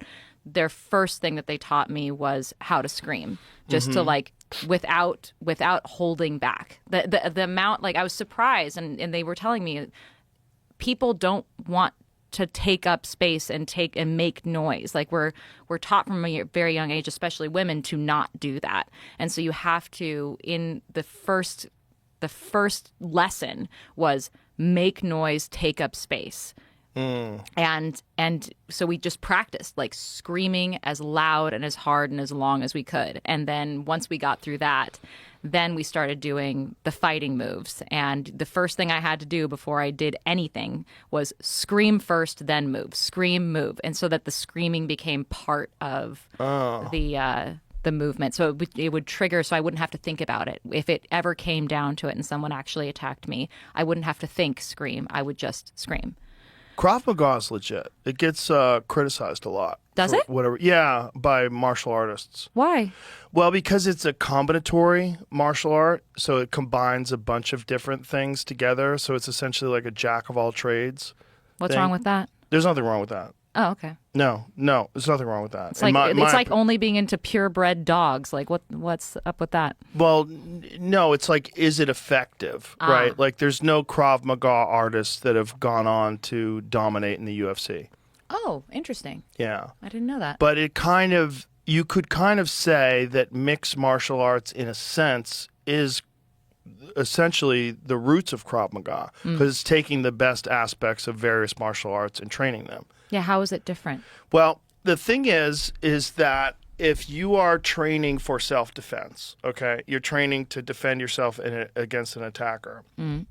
The true, in my personal opinion, the true best way to learn how to fight is to learn how to prepare yourself for trained killers, not the average person. Really? Yes. Like, how often are you going to encounter trained killers? It doesn't matter. You should be prepared for trained killers because you could run into a trained killer, and if you try to do some Krav Maga nonsense on me, I'm going to fucking strangle you. You can't defend yourself against someone who actually knows how to fight. Okay, here's a question. Can I ever actually defend myself against someone like you? No. Not against So someone then like what's me. the fucking point? Because you could defend yourself against someone who doesn't know how to fight as good as me, but the odds of someone like me attacking you are very, very, very, very, you're very saying small. I should train to be able to, Yes. to fight against trained killers, but Yes, defend yourself. Jiu-jitsu, you can. Jiu-jitsu, you could defend yourself. You're not going to... The way you would be able to beat me is if I was untrained. I have too many advantages, but also I don't have advantages if someone's bigger than me and just as well trained as me, right. or more well trained than I am, better than me. I'm not going to beat, the UFC heavyweight champion. Like I'm not going to win. It's not possible. I don't care how long I do martial arts. But you arts. can avoid dying by them. No. Okay, they'll just murder you. No, I can't. No. Great. No, I'm completely vulnerable. Okay, great. As an expert martial artist with 3 black belts, I'm completely vulnerable. Yeah, that's reality. That's physics. It's like you against an elephant who's going to win. Exactly. Yeah. Exactly. That's the 100 men versus a gorilla. Yeah. There could Obviously, the gorilla would win. Whoever thought the gorilla would lose? Retards. Men. Who have never seen a gorilla? Men who think they can fight better than they can, which is most men. What? Whoever brought up that as even a thought experiment? I don't know, but it's funny that it's like viral in 2025. I thought we'd have worked that out in the 50s. The fact that I feel like people just don't remember what animals are like. We're so out of touch with animals. They don't even know what an animal is. They have no idea. People know what their dog is. They have no idea what an animal is, an actual real animal. And also, your own dog could fuck you up if it wanted to. Yeah, it just doesn't want to. Exactly. Yeah, well, unless you have a little dog. I'll fuck up a Chihuahua. Yeah, but okay, fair. My dog, Marshall, he's a golden retriever. He's the sweetest dog on the planet. But he could probably kill me if he want. He just doesn't know, Right. And he would never think to. Right. But if like a rat was trying to attack you, you'd be fucking terrified. Or if he got infected by rabies. Right. And lost his mind. Like, ciao. It'd be a real problem. Yeah. Yeah. Yeah. I mean, there's the reality. But if you're training to defeat a trained killer, you're going to be way better off than if you're training to defeat someone who's going to lunge at you this way and you're going to block that and hit him here and hit him there and like. But don't you fight differently against a trained killer versus like some dude who's like drunk and in a bar? No, the right way to fight is the right way to fight, period. Okay. Whether it's some drunk dude, if some drunk dude tries to take a swing at me, I'm not going to think, oh, he's a drunk dude. I shouldn't avoid this punch. I should do something different. No, it's like it's all the language. So martial arts is essentially like a language. And some people only know a couple of words, and some people can eloquently recite Shakespeare at the drop of a hat. Sure. And that's the difference between an expert and someone who doesn't really know what they're doing. And most people don't know what they're doing when it comes to martial arts. If you're preparing for someone who doesn't know what they're doing, that's not the right way to do it. The right way to do it is to prepare for someone who knows what they're doing.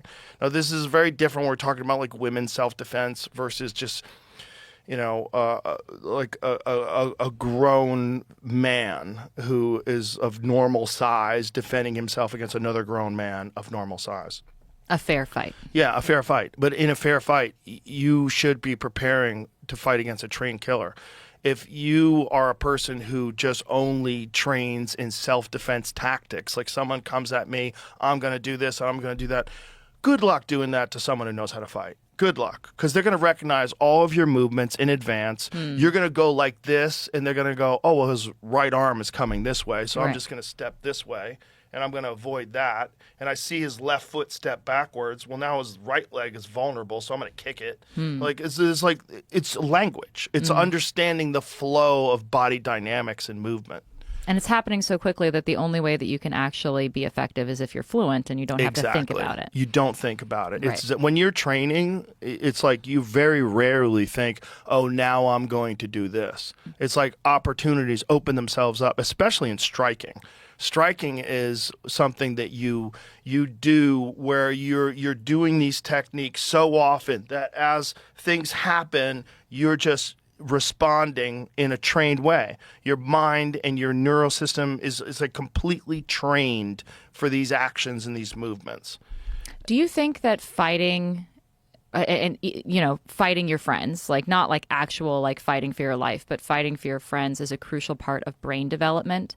Because I know that I've heard, or at least I've read, that roughhousing with small kids is a really important part of their brain development, and the people who become more well adapted, well adjusted emotionally, just they seem to be more fit emotionally, were kids who had some roughhousing when they were young, especially with their parents.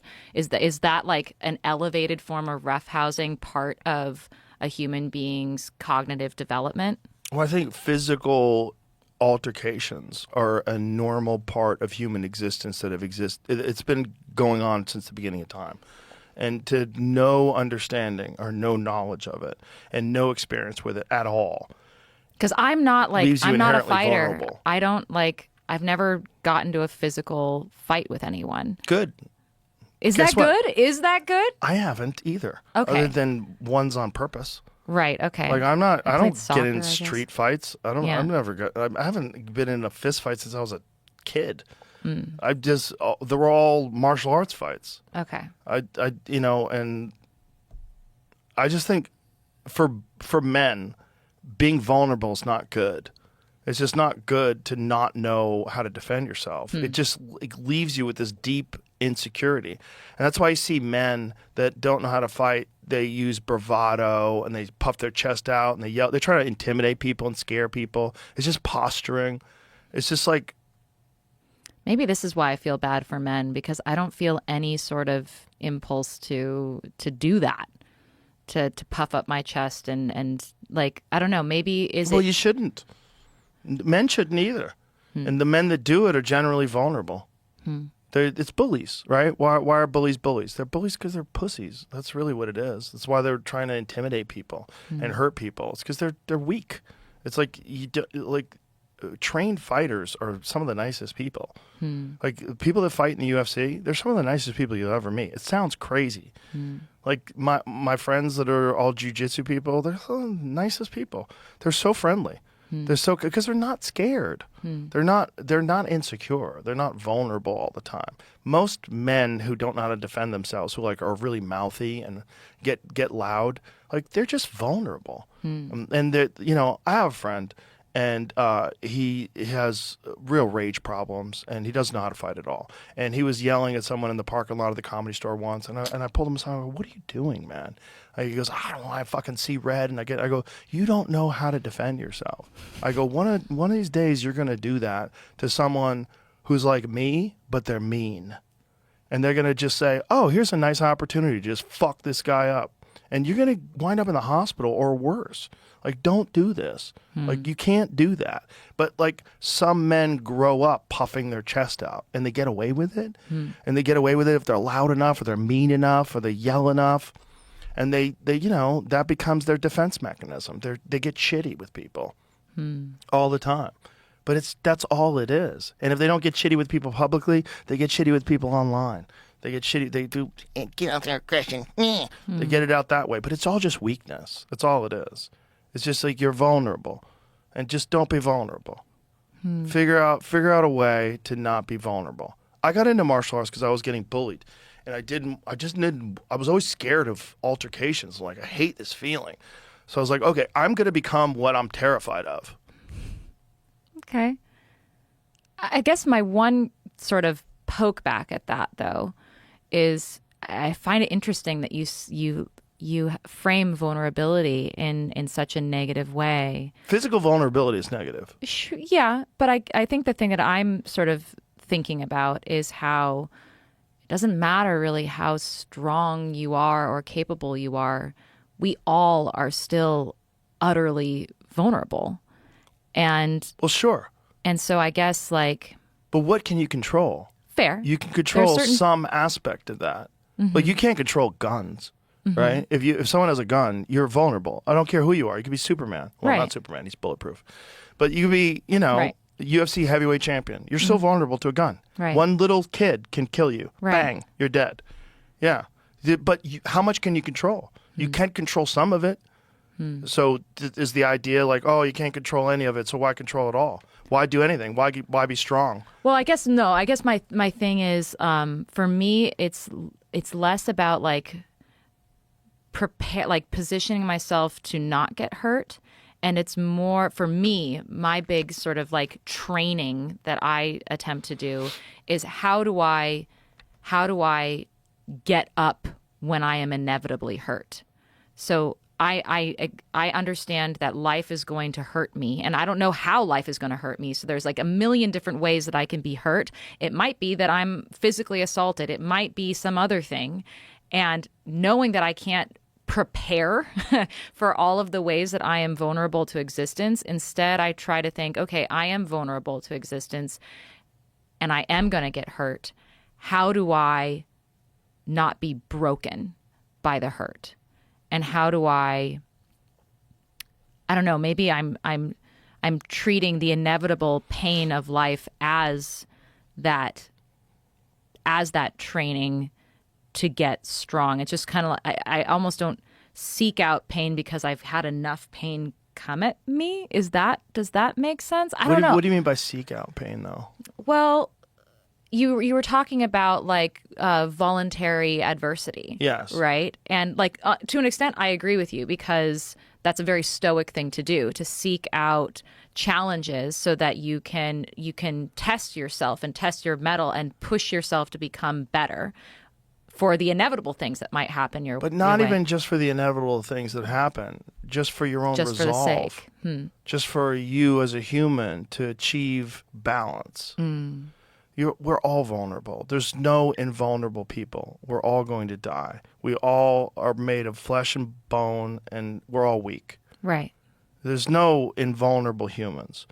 But you can be less vulnerable, and you should probably optimize that, especially as a man. I think because without it comes a lot of weird insecurities that are not comfortable. And they can trip you up in all sorts of aspects of your life. I think maybe this is another like woman-man thing maybe where like women have to accept vulnerability as like an inescapable aspect of our lives, even just in our interpersonal relationships. Like I know that when I walk into the room, I'm not the one who's going to win a fight. That's for sure. Right. And so knowing that, I feel like I prepare myself in the ways that I can, right? And I'm strong in the ways that I can. But like I don't think about vulnerability in negative terms because I've also found that once you've been forced to reckon with your own vulnerability, that is when you find your strength. So I don't know. I see them as like we're interchangeable. talking about different things. Yeah. Yeah, I think physical vulnerability. Look, I think there's certain roles that males and females ultimately play that are unavoidable, and one of them is when your husband went downstairs to protect you. Right. There's a reason why I wasn't the one who did that. Yeah. Ultimately, right? In that situation, if you are less vulnerable as a man, it's a good thing. If someone breaks into my house and they're a normal-sized person without a weapon, I'm not scared of them. You know, I'm scared this crazy person is in my house. I'm scared that they might have a weapon. Right. But if I realize that they don't have a weapon and they're physically threatening, I have a massive advantage. It's up to me whether or not they die. It's my choice. And that's better. That is better. It's better than you getting beat to death by some schizophrenic who breaks into your house because you don't know how to defend yourself. Fair. And you panic and you start flailing and you hyperventilate. You don't know what to do. Yeah. That's not good. No, it's not. That's all I'm saying. I mean, we're all vulnerable. It's part of what you're doing when you're working out really hard is to try to increase the strength and decrease the vulnerability. You're trying to increase your resolve to push through difficult things, increase your character and your will. You're trying to fortify yourself. And you're also trying... And that's not bad to fortify. It's all positive. It's all positive. You know, but it gets labeled as negative because there's a lot of things that get attached to it, like jocks and bullies and assholes and aggressive men and shitty men. Who think themselves superior to people who are more vulnerable than them. Instead of just being nice. Because, you know, you can kill everybody in the room. Just be nice. Like, that's the real nice person is the person who can kill everybody and he doesn't want to. You know, the really shitty people are the ones that would act on that. And sometimes you'll run into those, and it's better to be prepared. That's all it is with like physical vulnerability. But what you're talking about, like psychic vulnerability and not wanting to go through pain because you've been through so much, of course, yeah. Look, ideally, we should go through zero pain. Ideally, we should go through zero aggression, zero shitty, deceptive, conniving, psycho people that are trying to ruin everything in your life. Ideally, yeah. Ideally, you shouldn't have to prepare for that. You shouldn't interact with those people. Ideally. Although, and again, I'm also like speaking at counter purposes with myself because I did the exact opposite thing with my prosecutor. I didn't have to talk to him. I didn't have to have a conversation with him that was difficult and awkward and hard and forced me to confront all of this pain. And I did because I knew that there was value in that. Like, so. Yeah, we seek comfort always. And we avoid pain. Yeah. But I don't know. Maybe I'm a masochist because I always feel like there's something to gain from pain. Because you've gained so much from your pain. And you kind of must know that you are who you are. You know you're kind of an extraordinary person, and you've gone through a lot to become that person. You don't just wake up and have this perspective that you have. You have to go through a lot of shit. You know what's fucked up, though? What? I trust pain more than I trust joy. Because when I'm going through something painful, I know what that is, and I know how to confront it. When I'm going through joy, I'm afraid that something bad is going to happen to me. That happens to people where they self-sabotage, you know? I mean, I don't know. I was having a great time in Perugia, and then everything just went really bad out of nowhere. Right. And so, like, I don't know. Like, a part of me is like always is trying to see like the yin yang of it all, like the good that's embedded in the bad, but then afraid of the bad that's embedded in the good. Yeah. Like that's what.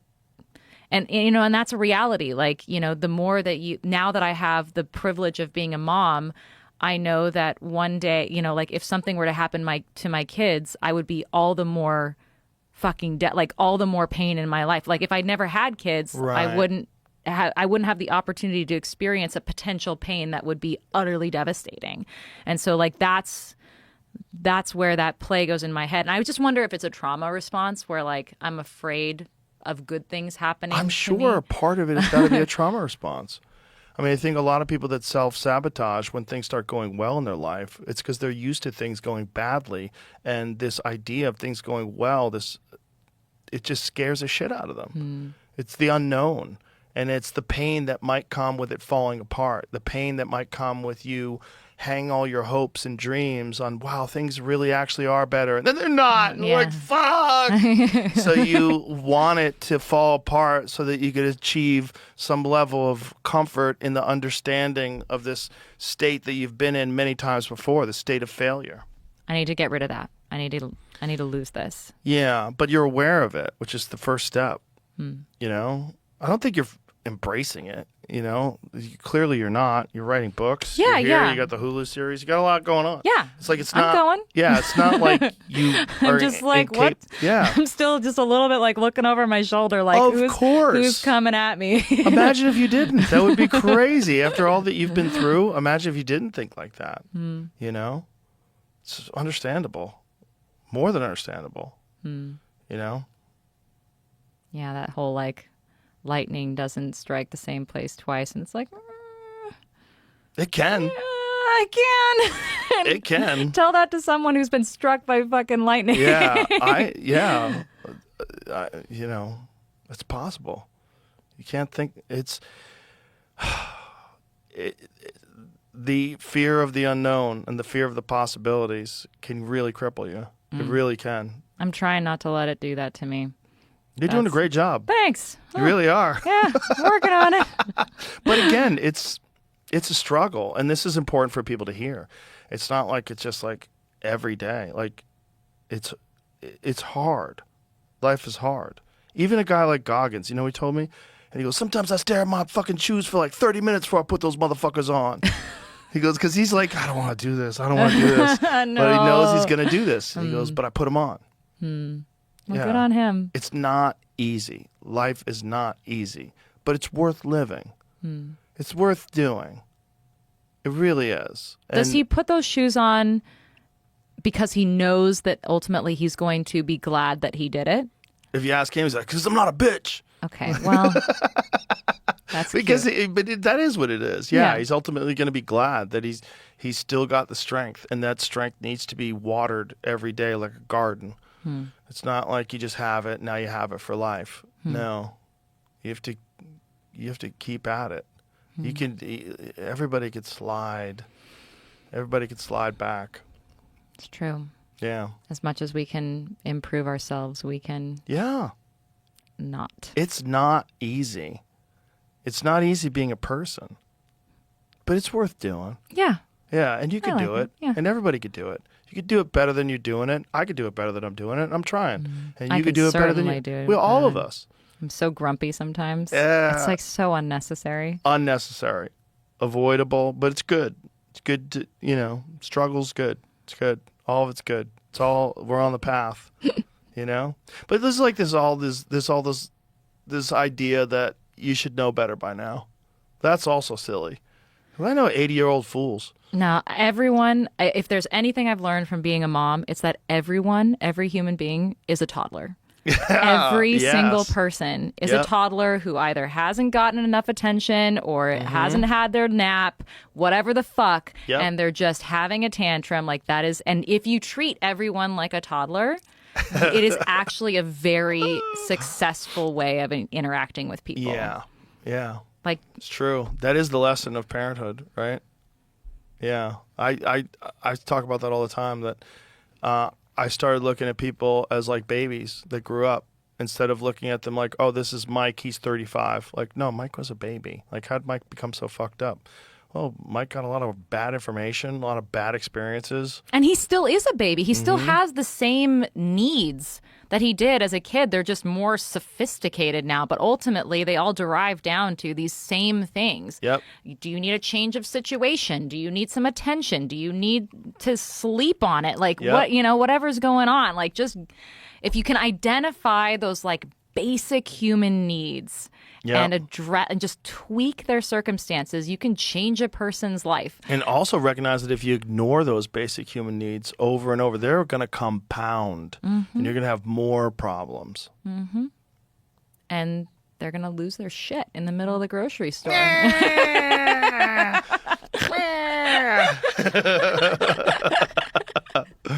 Amanda, I really enjoyed talking to you again. Yeah, thank you very thank much. you. Really appreciate you.